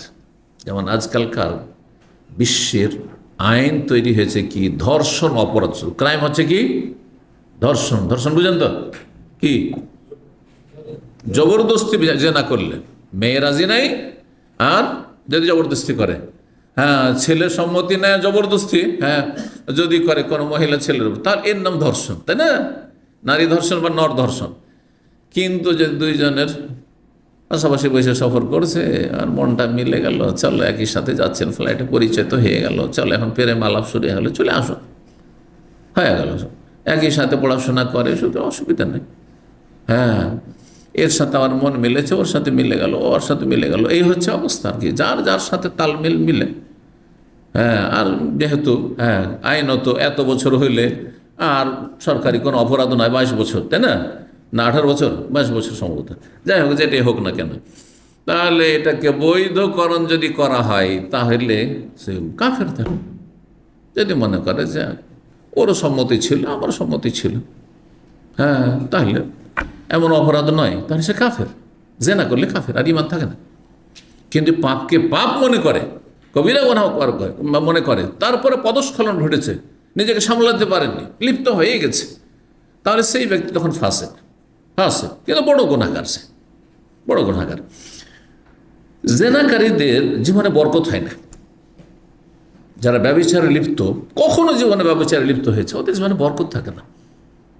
আমি এমন লোককে জানি আমার ছাত্র জীবন থেকে, যারা এইরকম নারী ফিতনায় পড়ে গিয়ে ব্যভিচারে লিপ্ত হয়ে গেছে। ওরা একসময় লেখাপড়াতে খুব ব্রেনি ছিল। আমি স্কুলে পড়েছি এবং মাদ্রাসাতেও পড়েছি, মাদ্রাসাতেও তো দীর্ঘদিন, সারা জীবনটাই, কিন্তু স্কুলেও একসময় পড়েছি। তো কিছু ছেলে স্কুলে হোক বা মাদ্রাসাতে হোক, তারা এইসব পাপে লিপ্ত হয়েছে। আল্লাহ, এরা লেখাপড়াতে খুব ভালো ছিল, তাদের ব্রেন আমাদের চেয়ে কম ছিল না, কিন্তু জীবনে কিছু করতে পারেনি, ব্যর্থ, কোনো বরকত নেই তাদের জীবনে। আলহামদুলিল্লাহ, আল্লাহ রাব্বুল আলামিন যাকে হেফাজত করে বলে আলহামদুলিল্লাহ। এই জন্য সচ্চরিত্রের অধিকারী হওয়াটা, এইটা শুধু আপনার আখেরাতে কাজ দিবে না, দুনিয়াতে সার্বিক বরকত নিয়ে আসবে। যদি কোনো ব্যক্তি আল্লাহর সামনে হাজির হইতে পারে জেনা ব্যভিচার মুক্ত হয়ে, সমকামিতে মুক্ত হয়ে, শুধু তার সম্পর্ক ছিল তার স্ত্রীর সাথে, শুধু সম্পর্ক ছিল কোনো মহিলার তার স্বামীর সাথে, তাহলে সে সফল আল্লাহর কাছে, তার এই বরকতের জীবন। তাহলে জি, মানুষের জীবনে বরকত চলে যায় জেনা ব্যভিচারে লিপ্ত হইলে। এই বিষয়গুলি আসলে মানুষ বুঝে না। মনে করে যে গুনাহ, ও পরে, ও জাহান্নাম, শুধু তওবা করে নেব না, দুনিয়ার সমস্ত নষ্ট করলেন আপনি। কত যে বরকতহীনতা আসলো আপনার শারীরিক, মানসিক, পারিবারিক, আর তারপরে আপনার ছেলে মেয়ে খারাপ হয়ে গেল, আপনার পাপের কুফল হিসাবে আপনার স্ত্রী খারাপ হয়ে গেল। আপনি একসময় লুচ্চামি করেছেন, তো আপনার স্ত্রী এখন পরকীয়া করে বেড়াচ্ছে, অথবা আপনার মেয়ে। কখনো কখনো যে বিলম্বে হইল আল্লাহ এই পানিশমেন্ট দেবেন, যে সতর্ক সাবধান, আল্লাহ হেফাজত করুন এবং খালেস তওবা করে ফিরে আসার তৌফিক দান করুন যারা পাপে লিপ্ত। নবী সাল্লাল্লাহু আলাইহি ওয়াসাল্লাম বলছেন, যারা জেনা করে তখন সে মুমিন থাকে না। আর একটি ব্যাখ্যায় রয়েছে যে ঈমানটা তখন উপরে ছায়ার মতো হয়ে যায়, ফজুল্লাহ। হ্যাঁ, তার মানে এই নয় যে একবার ইমান নেই কাফের হয়ে গেছে, কিন্তু ইমানের যে জ্যোতি ছিল, ইমান নূর, সেটা কিন্তু থাকে না। আর এটা সত্যি যে কোনো কাবিরা গুনাহ করলে ইমানের জ্যোতি আর থাকে না, আলোহীন হয়ে যায়। এখন তো একটা লাইট জ্বলছে, অনেক সময় লাইট খারাপ হয়ে যায় না, অর্ধেকটা খারাপ হয়, হ্যাঁ কিছুটা আছে কিন্তু কাজ হচ্ছে না, ঠিক ওই রকম হয়ে যায়। নামকে মাত্র লাইট আছে, খারাপ একেবারে হয়নি, কিন্তু ওই লাইট দিয়ে কাজও হচ্ছে না, ঠিক ওই রকম হয়ে যায় মানুষজন কাবিরা গুনাহ করে। তখন আর যদি যেমনটা বললো হালাল মনে করে, তাহলে সত্যি কাফের হয়ে যায়। ওয়ালা ইয়াশাবুল খামরা হিনা ইয়াশাবু, আর যখন মদ পান করে কোনো ব্যক্তি, তখন আর মুমিন থাকে না, অথচ সে মুসলিম ছিল। মদ পানের আগে সে মুসলিম ছিল, কিন্তু ইমান থাকে না। যদি হালাল মনে করে একেবারে কাফের হয়ে যায়। আর না হলে ইমান থাকে না, মানে ইমানের নূর থাকে না, ইমান নূরটা উপরে উঠিয়ে যায়, হ্যাঁ তার মধ্যে আর থাকতে পারে না সেই নূর, ইমানের জ্যোতি আর থাকে না, একেবারে ইমান দুর্বল হয়ে যায়। এই জন্য এক পাপ আর এক পাপের দিকে মানুষকে টেনে নিয়ে যায়। মানুষ যখন অহরহ পাপ করা শুরু করে, তখন আর একটি পাপে সীমিত থাকে না। জেনা করেছে তখন বেনামাজি হইতে চললো, হ্যাঁ জেনায় লিপ্ত হয়েছে তখন হারাম খাওয়া শুরু করলো। এক পাপ থেকে আর এক পাপ, আর এক পাপ, আর এক পাপ করতে করতে করতে শেষ। আল্লাহু আকবার, নাসাল্লাহ সালামাত ওয়াল আফিয়া, আল্লাহ হেফাজত করুন। ওয়ালা ইয়াসরিকু সারিকু হিনা ইয়াসরিকু ওয়া হুয়া মুমিন, আর চোর যখন চুরি করে তখন মুমিন থাকে না। চুরি করা অবস্থায় ইমানের জ্যোতি উপরে উঠে থাকে না তার মধ্যে। এই জন্য চুরি করতে গিয়ে দেখলো যে ধরা খেয়ে যাবো, তখন খুন করে দেয়, হ্যাঁ আঘাত করে দিল, করছে না, ইমান থাকে না তখন, অপরাধ আর অপরাধ থাকে না। আবু হুরায়রা রাদিয়াল্লাহু তাআলা আনহু থেকে বর্ণিত আরেকটি হাদিস, সুম্মা ইয়াকুলু, তারপরে তিনি বলতেন আবু হুরায়রা, যে কান আবু বকরিন ইউলহিকু মাহুন্না, এই কয়েকটি বিষয় বলা হলো। ব্যভিচার করলে ইমান থাকে না, মদ খেলে ইমান থাকে না, মদ খাওয়া অবস্থায়, চুরি করলে চুরি করা অবস্থায় ইমান থাকে না। তিনটি কথা আসলো না। 4 নম্বর, আবু বকর সিদ্দিক রাদিয়াল্লাহু তাআলা তার সাথে সংযোজন করতেন। নবী সাল্লাল্লাহু আলাইহি ওয়াসাল্লাম তার অতিরিক্ত তিনি শুনেছেন, এই না যে হাদিসে তিনি বলে দেবেন। ওয়াইল হুকুমার, তার সাথে অতিরিক্ত তিনি সংযোজন করতেন কি, ওয়ালায়ান্তাহিবু নহবাতান যাতা শারাফিন, কোন মূল্যবান বস্তু যদি কেউ ছিনতাই করে নিয়ে যায়, তাহলে মূল্যবান মানে মোটামুটি মূল্য আছে 50 রিয়াল 100 রিয়াল, কিন্তু কেউ যদি একটা পানি আছে, আপনার পিপাসা লেগেছে, পানিটা আপনার হাত থেকে নিয়ে চলে গেলো, তো বলে ইমান থাকবেন? ভুল কাজ করলো অবশ্যই। অনেকে আছে আপনাদের প্রবাসী সাথী সঙ্গীরা, রুমমেট থাকে বা বিল্ডিংয়ে থাকে, আপনি যখন নেই তখন আপনার গ্যাস দিয়ে চুলা পাক করে নিলেন, এগুলো রিপোর্ট পাওয়া যায়। আবার কি করলে পেঁয়াজ কিনবেন, এত কৃপণ কিছু আছে, ও পেঁয়াজ টেনে নিল, হ্যাঁ আর বইলেন না, ও যদি কখনো না থাকে তো বইলেন না, আর কিছু নিয়ে নিল, পাক শাক করা আছে, দেখছে ও এত সুন্দর মাছ পাক করা আছে, একটু বেশি নিয়ে খেয়ে নিল, হ্যাঁ ভালো মিষ্টি, অনেকে যেটা পছন্দ করে, চল এক দুটা খেয়েই না, পারমিশন নিল না, কাজ তো হারাম করলো। আর এক লোক 500 রিয়াল চুরি করেছে, দুটো কি সমান না? মোটেই সমান নাই। এই যে জাত শারাফেন মানে কোনো মূল্যবান 2-4 টাকার জিনিস নাই, 2-4 টাকার জিনিস মানে করে না। ওয়ালায়ান, যদিও সেটা জায়েজ নয়, মনে রাখবেন, ওয়ালায়ান্তাহিবু নহবাতান যাতা শারাফ, আর কোনো ব্যক্তি যদি ছিনতাই করে, লুটপাট করে কোনো মূল্যবান বস্তু, মানুষের দামি জিনিসের যখন ছিনতাই হয়, কেড়ে নিয়ে যায়, তখন ইয়ারফাউন নাসু ইলাইহি আবসারহুম, লোকেরা তখন তার দিকে এভাবে চেয়ে দেখে, যে হাই আমার জিনিসটা, মোবাইলটা নিয়ে চলে গেল কেড়ে, এই জিনিসটা আমার কেড়ে নিল, ঠিক না? কিন্তু সামান্য কিছু হলে কী বা ভ্রুক্ষেপ করবে। হেনায়ান্তাহেব, হা, যখন ছিনতাইকারী ছিনতাই করে, তখন সেদিকে ওর আক্ষেপের দৃষ্টিতে দেখে যে আমার কাছে এটা কেড়ে নিয়ে চলে গেল, এই জালেম, তখন ওয়াহুয়া মুমিন, সে মুমিন থাকে না, তখন ইমানের জ্যোতি থাকে না। আর যদি ছিনতাই করাকে হালাল মনে করে, তো মুমিন থাকে না, ও চোর ডাকাত যেমন কাফের হয়ে যাবে। যদি হালাল মনে করে, তাহলে বৈধ মনে করে, ঠিকই তেমনই। তাহলে যারা কাবিরা গুনাহ করে তাদের দুটো অবস্থা, যদি সেটাকে বৈধ মনে করে, হালাল মনে করে, আর তারপরে করে, তাহলে সে কাফের, বড় কাফের। চুরি করা হালাল, হ্যাঁ, বিরোধী দলকে মারা হালাল, হ্যাঁ, আর এসব করা হালাল, হ্যাঁ, রাষ্ট্রীয় সম্পদ এভাবে বেইমানি করে খাওয়া আর আত্মসাৎ করা, দেশ থেকে বাইরে পাচার করা হালাল, তাহলে সে কাফের, মুসলিম না। আর যদি সেটাকে হারামি মনে করে, অপরাধী মনে করে, তারপরে করছে, তাহলে সে ফাসিক, পাপিষ্ঠ, হারাম করছে।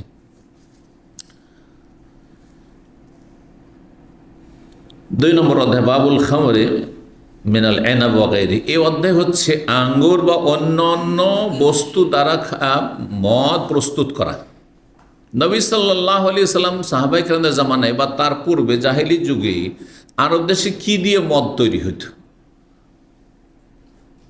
ইন্ডিয়া, বাংলাদেশে বা আজকাল তো সারা দুনিয়াতে ভাত শুরু হয়ে গেছে, পচা ভাতও মদ তৈরি করে, তাই না? তো তখন তো আর এগুলো ছিল না। তাহলে তখন কি ছিল? কয়েকটি জিনিস থেকে তারা মদ তৈরি করতো, সেগুলির কথা আসছে।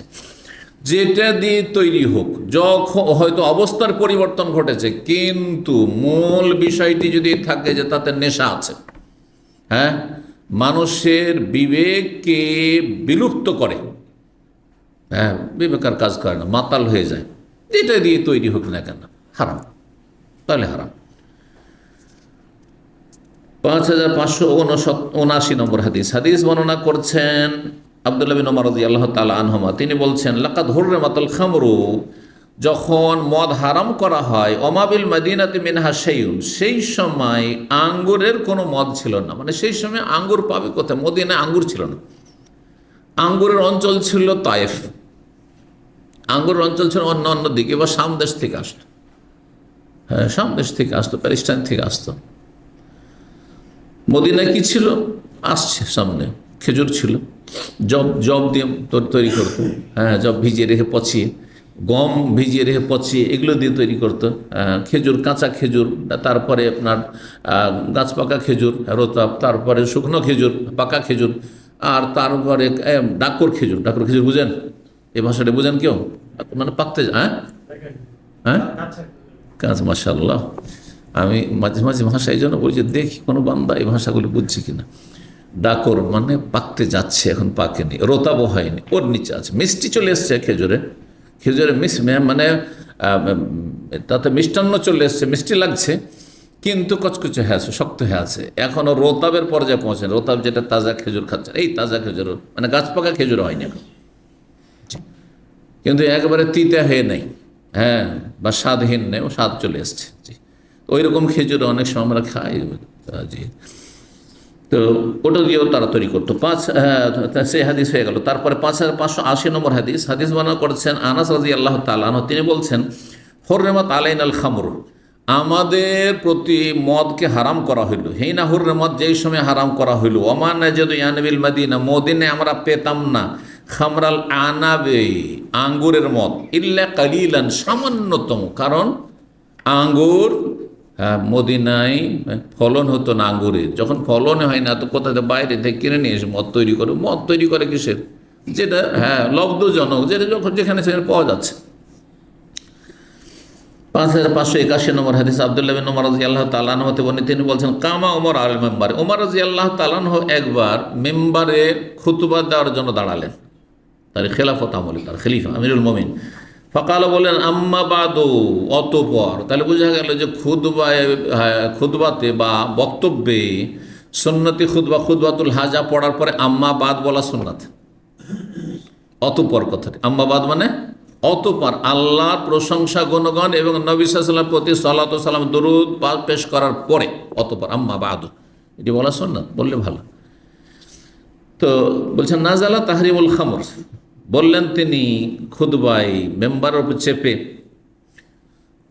যে মদের হারামকরণের বিধান নাজল হয়েছে, মদ হারাম করার বিধান নাজল হয়েছে, মানে আয়াত নাজল হয়েছে। ওয়াহিয়া মিন খামসা, সেই সময় 5টি বস্তু থেকে মদ তৈরি হতো, 5টি খাদ্য দ্বারা মদ তৈরি করা হইতো। আল এনাব, কেউ আঙ্গুর দিয়ে তৈরি করতো, অত্তামর, কেউ পাকা খেজুর দিয়ে করতো, ওয়াল আসল, মধু দিয়ে মদ তৈরি করতো আরবরা, অল হেন্তা, গম দিয়ে তৈরি করতো, বা শাইর, এবং জব দিয়ে তৈরি করতো।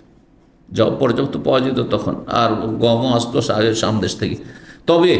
তবে ওমর বলছেন, দেখো এখন মানুষ সচ্ছল হয়েছে, হইতে পারে যে এই 5টি জিনিস ব্যবহার করছে না, অন্য কিছু দিয়ে মদ তৈরি করে নিয়েছে, তার মানে সেটা মদ নয়, এমন কথা নেই। ওয়াল খামর মা খামার আকলা, আর মদ হচ্ছে সেটাই যেটা মানুষের বিবেককে, জ্ঞানকে বিলোপ করে দেয়, মানে শেষ করে দেয়, জ্ঞানহীন কথা বলছে, কিন্তু মাতাল কথাবার্তা বলছে, হ্যাঁ, ব্যালেন্স ঠিক নেই। এটার নাম হচ্ছে নেশা। আবার আমাদের দেশীয় ভাষায় নেশার ভুল প্রয়োগ করা হয়। বাঙালি জাতি কিছু কিছু শব্দের খুব ভুল বুঝে। হ্যাঁ, আমার ভাত খাওয়ার খুব নিষে, বলছে না? হ্যাঁ, আমার ইলিশ মাছের খুব নিষে, মনে হচ্ছে গাঁজা খাচ্ছে। পাগল, ভাষা বুঝতে হবে। নেশা কাকে বলেন? নেশা মানে এই নয় যে যেটা খাওয়ার। আর একটা কথা, মজার কথা বলি, মেহমান আসতো, তখন কাউকে জিজ্ঞেস করছে, আমাদের দেশে কি করতো, মেহমানকে চা পান দিত, একটু চা দিত না? তো বলছে, শেখ আমার কোনো নেশা নেই, একটু চা করি। বলছে আমার কোনো নেশা নেই চা। তো আরে পান খাবেন না, জর্দা খাবেন না, ঠিক আছে, তো চা তো খাবেন, মানে চায়েরও নেশা নেই। চা নেশা হইল নাকি? তাহলে চা আর কফিকে যে বাঙালি জাতির নেশা বলে, তার মানে ওদের কাছে নেশার সংজ্ঞা কি? নেশা মানে যেটার উপরে একটা আসক্তি আছে, না খেলে কেমন লাগে জানো? যারা অফিস জব করে, যদিও আলহামদুলিল্লাহ এই গোলামিতে এখনও পর্যন্ত আমি লিপ্ত হইনি। আমি সব হালালি মোটামুটি খাই, হ্যাঁ, আর বাসা থেকে চা খেয়ে আসি অফিসে সকালে আসলে। অফিসেও কখনো হয়তো সাথী সঙ্গীরা যদি বলে যে একটু খান কিছু, কিন্তু সকালে সাধারণত খেতে চাই না। বিকেলে একটু ক্লান্তিভাব হলো, কখনো হয়তো চাই খেলাম, কফি খেলাম, কখনো খেলাম না। কিন্তু এমন নয় যে 2 দিন 4 দিন খেলাম না তো আমার মাথা খারাপ, ভালো লাগছে না, এমন না। কারণ এইটা হইলে তখন কি হয়ে যাব, আমি অভ্যাসের গোলাম হয়ে, অভ্যাসের দাস হয়ে যাব। তখন নিজেকে আমি কন্ট্রোল রাখতে পারবো না। অনেক সময় সফরে থাকবো, সপ্তাহ 2 সপ্তাহ হয়তো আমার চাই নেই আমার কাছে, তখন কি করবো আমি? হ্যাঁ, সপ্তাহ 2 সপ্তাহ আমার কফি নেই, তখন কি করবো? হইতে পারে এরকম অবস্থা। সুতরাং এই বদ অভ্যাস আলহামদুলিল্লাহ আমার নেই।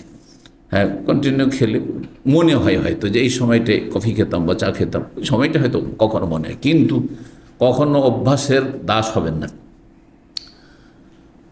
কিন্তু এগুলোর নাম নেশা নাকি? নেশা কার নাম তাহলে? এই যে ওমর রাদিয়াল্লাহু আনহু যেটা বলছেন, এবং নবী সাল্লাল্লাহু আলাইহি ওয়াসাল্লামের বাণী হাদিসেও রয়েছে, ওয়াল খামরু মা খামার, নেশা সেটি যাতে মানুষের বিবেককে কি করে, ঢেকে নেই। খামারা, খেমার, ওই জন্য মহিলাদের ওড়নাকে কি বলা হয়? খেমার বলা হয়। খেমার কি করে? ঢেকে নেই, বিবেককে আচ্ছাদিত করে ঢেকে নেই। এমন করে বিবেককে ঢেকে নিয়েছে আপনার মদ খাওয়া আর কারণে, যে আর বিবেক কাজ করছে না।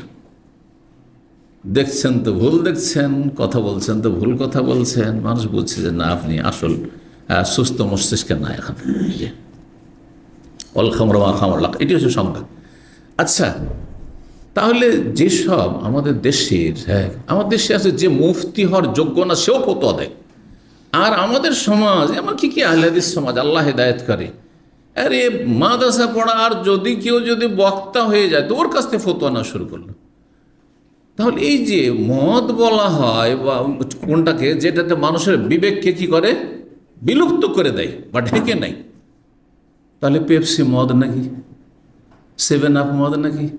এগুলো মদ। তাহলে 7 আপ আর পেপসি হারাম, আর তার কারণ হচ্ছে এটাও মদ। আর কিয়ামতের আলামত যখন কি করবে, নাম পরিবর্তন করে অন্য নামে ডাকবে, কিন্তু এগুলি হচ্ছে সব নেশা। এটা কি আলেমের কথা? এটা মুফতির কথা? এটা জাহিলের কথা। কখনো এইসব ফতোয়া নেবেন না, পথভ্রষ্ট হয়ে যাবেন আপনি।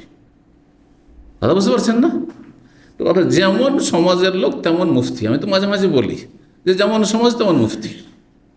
সমাজে জাহিল হয়ে থাকতে চান তো ওই জাহিল মুফতি আছে আপনার। আর সমাজে যদি আপনি জ্ঞানী হতে চান, ভালো মুসলিম হতে চান, যে আমি বসিরাতের সাথে আমি দিন সম্পর্কে জেনে তারপরে আমি এবাদবন্দি করবো, তাহলে ভালো আলেম আছে। এই জন্য যার তার কাছ থেকে ফতোয়া নেবেন না। কে ফেমাস হয়ে গেছে তার কাছ থেকে ফতোয়া নেওয়া শুরু করলেন, আর কারো একটু দাপট আছে তার কাছ থেকে ফতোয়া নেওয়া শুরু করলেন, আর একটু পরিচিতি লাভ করেছে কোনোভাবে, সেই জন্য তার কাছে ফতোয়া নেওয়া শুরু করলেন। ব্যাস, বেশভূষা দেখে, দাঁড়িয়ে দেখে ফতোয়া নেওয়া শুরু করলেন, নাহলে কাজ করবেন না। তো এই ছিল হাদিস বা ওমর রাদিয়াল্লাহু তাআলা উক্তি। 3 নম্বর অধ্যায়, বাবুন, এই অধ্যায় হচ্ছে নাজালা তাহরিমুল খামর।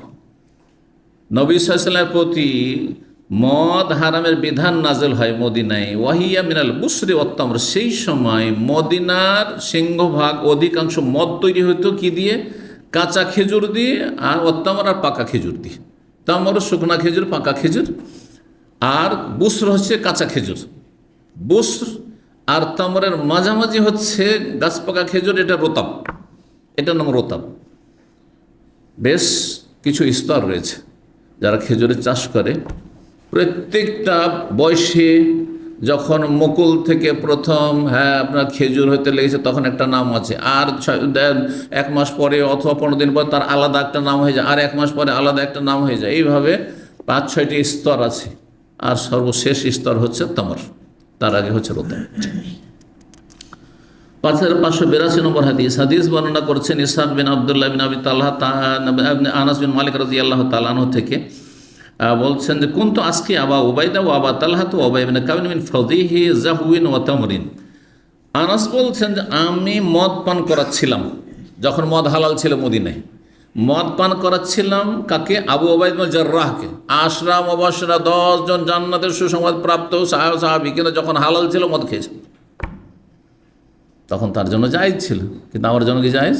আপনার জন্য জায়েজ? হারাম কাবিরা গুনাহ। কয়েকটি অনিষ্টের কথা আল্লাহ বলেছেন, ইন্নামা ইউরিদু শাইতান ইউকিয়া বাইনাকুমুল আদাওয়াতা ওয়াল বাগদা ফিল খামরি ওয়াল মাইসিরি ওয়া ইয়াসুদ্দাকুম আন যিকরিস সালাত ওয়া আনিস সালাত ফাহাল আনতুম মুনতাহুন, আন যিকরিল্লাহি ওয়া আনিস সালাত ফাহাল আনতুম মুনতাহুন। ইন্নামা ইউরিদু শাইতান ইউকিয়া বাইনাকুমুল আদাওয়া, মদ খেলে আপোষে শত্রুতা, মারামারি হয়। মদ খেয়ে কি হয়? কাউকে দিল খুন করে, রাস্তায় দিল কাউকে মেরে, তখন সেও মেরে খেলো, তাকেও খুন করে দিল কেউ। আদাওয়াতা, ঝগড়া ফাসাদ লেগে গেলো 2 বংশে। কেন মারলে আমাদের লোককে? মদ খেয়ে ও বদমাইশি করছিল, সেটা মেরেছে, মারামারি শুরু হয়ে গেলো, লড়াই শুরু হয়ে গেল। আদাওয়াত ওয়াল বাগদা, বিদ্বেষ শত্রুতা তৈরি হয়। ফিল খামরি ওয়াল মাইসিরি, মদ আর জুয়া যারা খেলে তাদের মারামারি হয়। হেরে গেলে মারামারি লেগে গেলো, জিতলো মারামারি ওর সাথে লেগে গেলো, না তোকে জিততে দেবো না। ওয়াসুদ্দাকু আন যিকরিল্লাহ, আল্লাহর জিকির বাধা দেয়। ওয়ানিস সালাতে, এবং নামাজে বাধা দেয়। মদ কিসের নামাজ পড়বে? মাতাল হয়ে আছে, কিসের নামাজ পড়বে? আল্লাহ তো লা তাকরাবুস সালাত, মাতাল অবস্থায় নামাজের কাছে যেও না, তুমি, তোমার যোগ্যতা নেই নামাজ পড়ার। আনতুম সুকারা, ঠিক কিনা? ফাহাল আনতুম মুনতাহুন, তাহলে কি মদ ছাড়বে না? ছাড়বে না, আল্লাহ বলছেন। এই আয়াত নাজেলের পরে একবারে শেষ ধাপ, অকাট্যভাবে মদকে হারাম করা হয়েছে। তার আগে 2টো ধাপ আরও ছিল। তো যাই হোক, বলছেন যে আমি পান করাচ্ছিলাম আবু উবাইদা বিন জাররাহকে, আর আমার সৎ বাবা মায়ের উম্মে সুলাইমের স্বামী আবু তালহাকে, আর উবাই বিন কাব প্রখ্যাত কারি, হাফেজ, এবং ওমর রাদিয়াল্লাহু তাআলা জামানায় তারাবির ইমাম, মদ খেত। তখন হালাল ছিল, জানতাম না যেটা হারাম, পরম্পরা চলে আসে, বাপ দাদা সব 14 পুরুষ সবাই খেত, আমরাও খেত, তাই খেত। কিসের সে মদ ছিল? মিন ফাদিখিন, সেটির নাম ফাদিখ বলা হয়। তাহলে মদের এক একটি বিভিন্ন অঞ্চল বিভিন্ন নাম। দেখুন মদের ইংরেজিতে বিভিন্ন নাম আছে।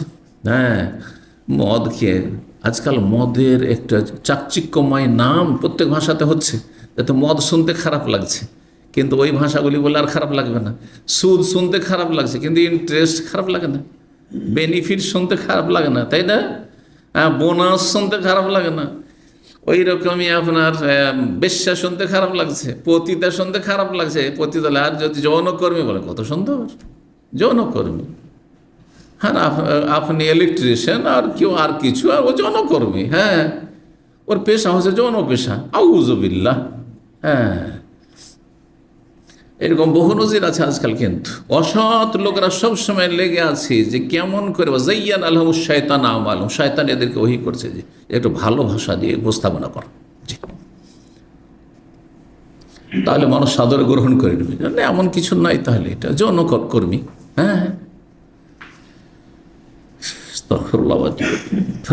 ফাজিখ নামক মদ ছিল। বলছে জাহওয়িন ওয়া তামরিন, জাহওয়িন ওয়া তামরিন, সেটা কিসের হয়তো? ফাজিখ, পাকা খেজুর দিয়ে, ওয়া তামরিন, আর আপনার তামরিন হচ্ছে পাকা খেজুর, মানে যেটা শুকনো খেজুর, আর জাহওয়িন হচ্ছে যেটা গাছ পাকা খেজুর, গাছ পাকতে গেছে অথবা পাকতে যাচ্ছে তার আগে, এরকম খেজুর, যেটাকে ডাকর বললাম, মানে এখনো শক্ত হয়ে আছে কিন্তু মিষ্টি হয়ে গেছে, জাহওয়িন এগুলো বলা হয়। আর খেজুরের রং, যেটা আসল রং, খেজুরের রং ধরে নিয়েছে, মানে যেটা হলে পাকার লক্ষণ পাওয়া যায়। ফাজাহুম আতিন, হঠাৎ করে তাদের সামনে একজন আগন্তুক আসলো। হঠাৎ করে একজন এসে হাজির, কি বলার জন্য? যে মদ হারাম হয়ে গেছে, মদ হারাম হয়েছে। আর মদের আসরে বসে মদ খাচ্ছে সেই সময়। ফাকালা, সে আগন্তুক ব্যক্তি এসে ঘোষণা করলো, ইন্নাল খামরা কাদ হুররিমাত, নিশ্চয় মদকে হারাম করে দেওয়া হয়েছে। ইন্নাল খামরা কাদ হুররিমাত, অন্য হাদিস রয়েছে কয়েকবার, 3বার করে বলছেন উনি।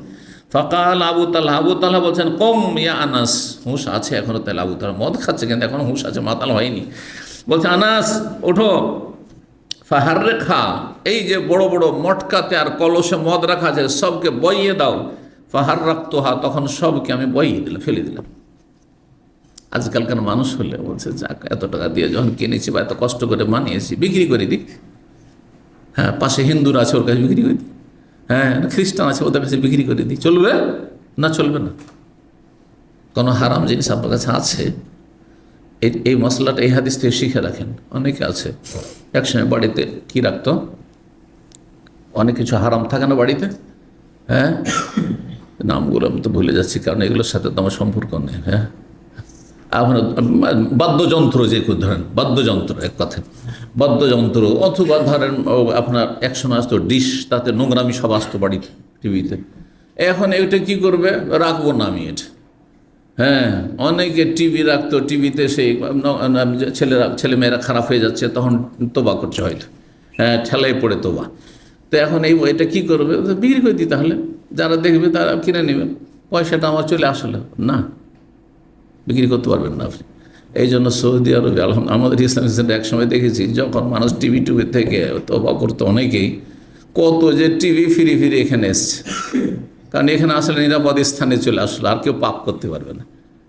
তো যদি বিক্রি করা যায়, তো মার্কেটে নিয়ে বিক্রি করতো, অথবা ফাঁসেকরা মার্কেটে গিয়ে বিক্রি করবে, কিন্তু যে আল্লাহকে ভয় করে তোবা করে সে বিক্রি করতে যাবেন না। তার হারাম জিনিসকে আমি বিক্রি করে দিই, এটা চলবে না। হারাম তো হারাম। 5583 নম্বর হাদিস মনে করছেন আনাস বলছে, কুনতু কায়মান আল হাইয়ে, আমি আমার গোত্রের বংশের, হাইয়ুন মানে মহল্লা হয়, যেমন এখানে হাইয়ুল খালিজ, হাইয়ুন নাখির মহল্লা, আর হাইয়ুন মানে হয় গোত্র, বংশের ছোট ক্ষুদ্রটাকে হাই বলা মানে গোত্র বলা হয়। আমি আমার গোত্রের লোকদের সামনে দাঁড়িয়ে খেদমত করছিলাম, সার্ভিস দিচ্ছিলাম, কি আসকিহিম, আমি তাদেরকে মদ পান করাচ্ছিলাম। তারা কারা ছিল, অমৌমাতি, তারা আমার চাচারা ছিল সব, তারা নিজের নিকটাত্মীয় চাচারা সব, চাচাদেরকে ভাতিজা সব মদ পান করাচ্ছে। ওয়ানাস কারো, তাদের সবচাইতে আমি ছোট ছিলাম বয়সে। কি পান করাচ্ছিল, আল ফাজিক নামক মদ, যেটা কি দিয়ে তৈরি হতো এর আগে আসলো, সেটা হচ্ছে আপনার গাছ পাকা খেজুর অথবা পাকা খেজুর দিয়ে, বা একটু যেটা তাজা খেজুর কিন্তু এখনও পাকেনি। ফাকিলা, হঠাৎ করে বলা হলো, শুনতে পেলাম যে হুররিমাতুল খামরু, মদকে হারাম করে দেওয়া হয়েছে। ফাকালু, তখন তারা বললেন, আমার চাচারা সবাই বললেন, আকফিহা, উল্টে ফেলে দাও, হ্যাঁ, পাত্রকে উল্টে ফেলে দাও। ফাকাফা তোহা, তখন সেটাকে উল্টে ফেলে দিলাম। পরে অন্য হাদিসে রয়েছে যেসব মটকাগুলি মাটির ছিল সবগুলিকে ভেঙে চুরমার করে দেওয়া হয়। আর এত বেশি মদ খেত মদিনার লোকেরা, আরবরা, যে মদ কত পরিমাণ থাকলে অলিতে গলিতে বর্ষার পানির মতো মদ বইছিল, মদ প্রবাহিত হচ্ছিল। ফাজারাত ফিসেকাকিল মদিনাতে, এটা হাদিস রয়েছে। কুতুলি আনাসকে আমি জিজ্ঞেস করলাম, তার ছাত্র বলছেন, জি মুতামির ইবনে সুলাইমান, তার সুলাইমান, যে আনাসকে বলেন, মা শারাবহুম, তাদের এই যে মদ কি দিয়ে তৈরি হতো, তাহলে রোতাবুন ওয়া বুসরুন, রোতাব মানে রোতাব তাজা খেজুর, গাছ পাকা খেজুর, আর বুসরুন হচ্ছে একটু কাঁচা, উঠচাইতে ওর আগে যে যখন শক্ত হয়ে থাকে। ফাকলা আবু বকর বিন আনাস বলেন, ওয়াকানাত খামরুহুম, আর এটি ছিল মানে এই খেজুর দিয়ে তৈরি মূলত তাদের মূল মদ হইতো। ফালাম ইউনকির আনাস আর অস্বীকার করেননি যে হ্যাঁ, মদিনার অধিকাংশ মদ কী দিয়ে তৈরি হতো, খেজুর, বিভিন্ন স্তরের খেজুর দিয়ে তৈরি হতো। অন্য রিওয়ায়াতে রয়েছে, কানাত খামরুহুম ইয়াওমাইযিন, ওই জামানায় এই খেজুর টেজুর দিয়েই মদ তৈরি তাদের হয়তো মদিনায়। তারপরে আরেকটি হাদিস রয়েছে, বলছেন আবু মাশার আল বারা, তিনি বলছেন, সামিউতু সাইদ বিন উবাইদুল্লাহ, তিনি বলছেন হাদাসানি বকর বিন আব্দুল্লাহ, আমাকে হাদিস বয়ান করেছেন বকর বিন আব্দুল্লাহ তাবিআন, আনাস বিন মালিক রাদিয়াল্লাহু তাআলা হাদিস বর্ণনা করেছেন, আন্নাল খামরা হুররিমাত, মদ কি হারাম করা হয়, ওয়াল খামরু, যেই সময় হারাম করা হয় তখন মদিনায় মদ তৈরি হইতো, আল বুসর, কাঁচা খেজুর দিয়ে, ওয়াত তামর, এবং পাকা শুকনা খেজুর দিয়ে।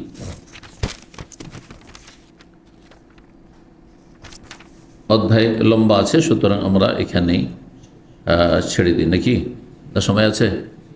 একটি অধ্যায় পড়িনি। 4 নম্বর অধ্যায় বাবন, এই অধ্যায় হচ্ছে আল খামর মিনাল আসল, মদ আপনার মধু দিয়েও তৈরি হতো। ওহল বেতা, এটাকে আরবরা তখন ওই জামানায় বেতা বলতো। তাহলে কি দিয়ে তৈরি হচ্ছে ওর ভিত্তিতে তার নাম ভিন্ন ভিন্ন, ফাজিক বলতো যদি খেজুর টেজুর দিয়ে তৈরি হয়েছে, অথবা আপনার ওই আঙ্গুর দিয়ে তৈরি হয়েছে। বেতা বলতো যদি সেটা তৈরি হতো মধু দিয়ে। বলছেন যে আমি জিজ্ঞেস করলাম মালিক বিন আনাসকে, তারপরে তার ওস্তাদ থেকে বর্ণনা করছে এজা আল্লাম ইউস্কের ফালা বেসাবিহি, যদি কোনো এমন নেশাজাত সামান্য হয় কিন্তু নেশা আসেনি, সামান্য যদি হয়, লেমান ইউস্কের, নেশা যদি না এসে থাকে, নেশা যদি চলে এসে থাকে, 2 গিলাস খেলে নেশা আসবে, আধা গিলাস খাওয়া যাবে না। বুঝতে পারছেন না? মা আসকারা কালিলু ফাকাসিরু হারাম, মা আসকারা কাসিরু ফাকালিলু হারাম, হাদিস রয়েছে স্পষ্ট। যার বেশি পরিমাণ খেলে নেশা আসে তার অল্পটাও হারাম। কিন্তু একটা স্তরে গিয়ে এখনো নেশা আসেনি, যেমন খেজুরের রস আর তালের রস, এগুলিতে আমরা দেখেছি যে তাও খেজুর গাছ আমাদের নিজেরও ছিল, তো আর তালের এলাকায় থেকেছি, বললাম তো আপনাদেরকে আলোচনায়। তো এগুলো যদি আপনার তাড়াতাড়ি করে শীতকালে, বিশেষ করে শীতকালে তাড়াতাড়ি সকাল সকাল ঠান্ডা ঠান্ডা পেড়ে নিয়ে, গাছ থেকে পেড়ে নিয়ে সে খাই, অসুবিধা নেই। আপনারা অনেকে খেজুর রস খেয়েছেন, আমি তো ছোটোকালে অনেক খেজুর রস খেয়েছি, নিজের বাড়ির খেজুর গাছ, আর গ্রামের লোককে আমরা ঠেকে দিয়ে দিতাম, আর ওরা লাগাতো, অর্ধেকটা ওরা নিয়ে যেত, অর্ধেকটা দিত, তো খেতাম। কিন্তু সেটা দুপুর যদি হয়ে যায়, বিকাল হয়ে যায়, আর গরম হয়ে যায়, রোদ তাপ হয়ে গেছে, তখন ফেনা ফেনা হয়ে যেত, আর টক হইতে লাগতো। টক হওয়ার পরে আর 2-4-10 ঘন্টা রাখেন, বা তারপরের দিনখানে একেবারে নেশা মদ হয়ে যাবে। তো যতক্ষণ পর্যন্ত নেশা আসেনি ততক্ষণ পর্যন্ত খাওয়া যাবে। এরকম ধরেন কোনো কিছুকে আপনার ইয়ে করছে, চুলহায় আপনার পাক করা হচ্ছে, তো কিছু স্তর থাকে যে স্তরগুলিতে আপনার কোনো অসুবিধা নেই। খেজুরের রস ধরেন, খেজুর রসকে পাক করতে করতে ওতে নেশা নেই, কিন্তু যদি দেখা যায় যে একসময় নেশা চলে এসছে, নেশা আসলে তখন হারাম হয়ে যাবে, নেশা আসলে তখন হারাম হয়ে যাবে। তো বলছেন যে আল্লাম ইউস্কের, যদি নেশাগ্রস্ত না করে তাহলে কোনো অসুবিধা নেই। ওকাল আবু ইবনে দাওয়ার দিয়েছে আলনান হয়ে এই সম্পর্কে জিজ্ঞেস করেছে, ফাকালুল্লাহ ইউস্কিরু, বললেন যে না, এতে নেশা আসে না, লা বাসা বিহি, তো বললেন যে তাতে কোনো অসুবিধা নেই। তাহলে কিন্তু যাতে বেশি পরিমাণ পান করলে নেশা আসে, সে অল্প পরিমাণ হারাম, যেমনটা বললাম। মায়েশা রাদিয়াল্লাহু তাআলা আনহা বর্ণনা করেছেন, রাসূলুল্লাহকে জিজ্ঞাসা করা হয় আনিল বিতা, বিতা সারাব মদ সম্পর্কে, বলে কুল্লু সারাবিন আসকার, এমন যে কোনো পানীয় যদি তার নেশাগ্রস্ত করে, ফাহু হারাম, সেটি হারাম, সেটি হচ্ছে হারাম।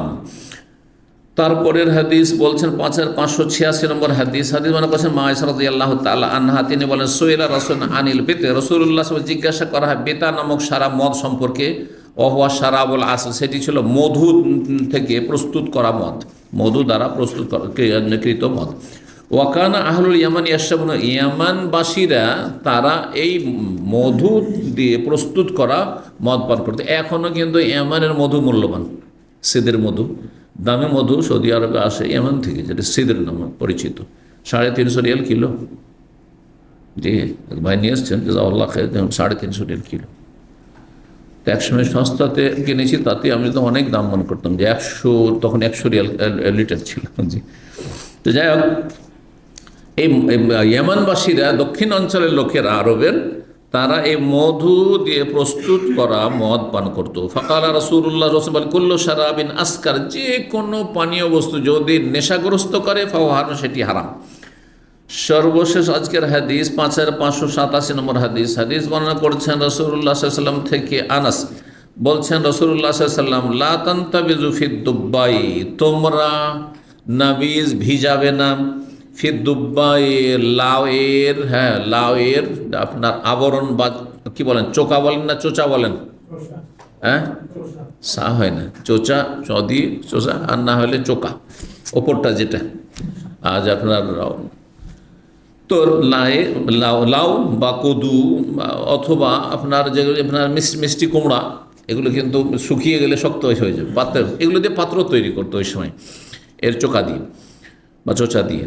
তো দুব্বা মানে হচ্ছে লাউ, আর লাউয়ের সাথে যেগুলো লাউয়ের মতোই যেগুলো রয়েছে সেগুলি, এটাকে কারাও বলা হয়, সেটা মিষ্টি কুমড়া হোক অথবা যে জালি কুমড়া দেখেছেন, জালি কুমড়া থেকে জানি না আপনারা করেন কিনা, আমাদের অঞ্চলে ওই বড়ি তৈরি করে, তো ওইটার ভিতরটাকে করে হ্যাঁ সব উঠিয়ে নিয়ে যে আঁশটা আছে ওইটা আপনার মাসকলের ডাউন দিয়ে ওটা বড়ি তৈরি করে মহিলারা। আর ওই যে ইয়েটা ওপরে যে এইটা থেকে গেল চোচাটা, ওটা একটা পাত্রের মতো হয়ে যাবে, ওটা যদি ভেঙে না ফেলে না শুকিয়ে যায় তো শক্ত হয়ে পাত্রের মতো হয়ে যাবে। তো এই ধরনের পাত্রগুলি তখন ব্যবহার হতো। এই ধরনের পাত্রে আরবরা মদ খেত সাধারণত। এই প্রথম ইসলামের প্রথম যুগে যখন মদ হারাম করা হলো মদিনায় যখন মদ হারাম করা হলো, তখন ওই পাত্রগুলির ব্যবহারও হারাম করা হয়েছে। কেন?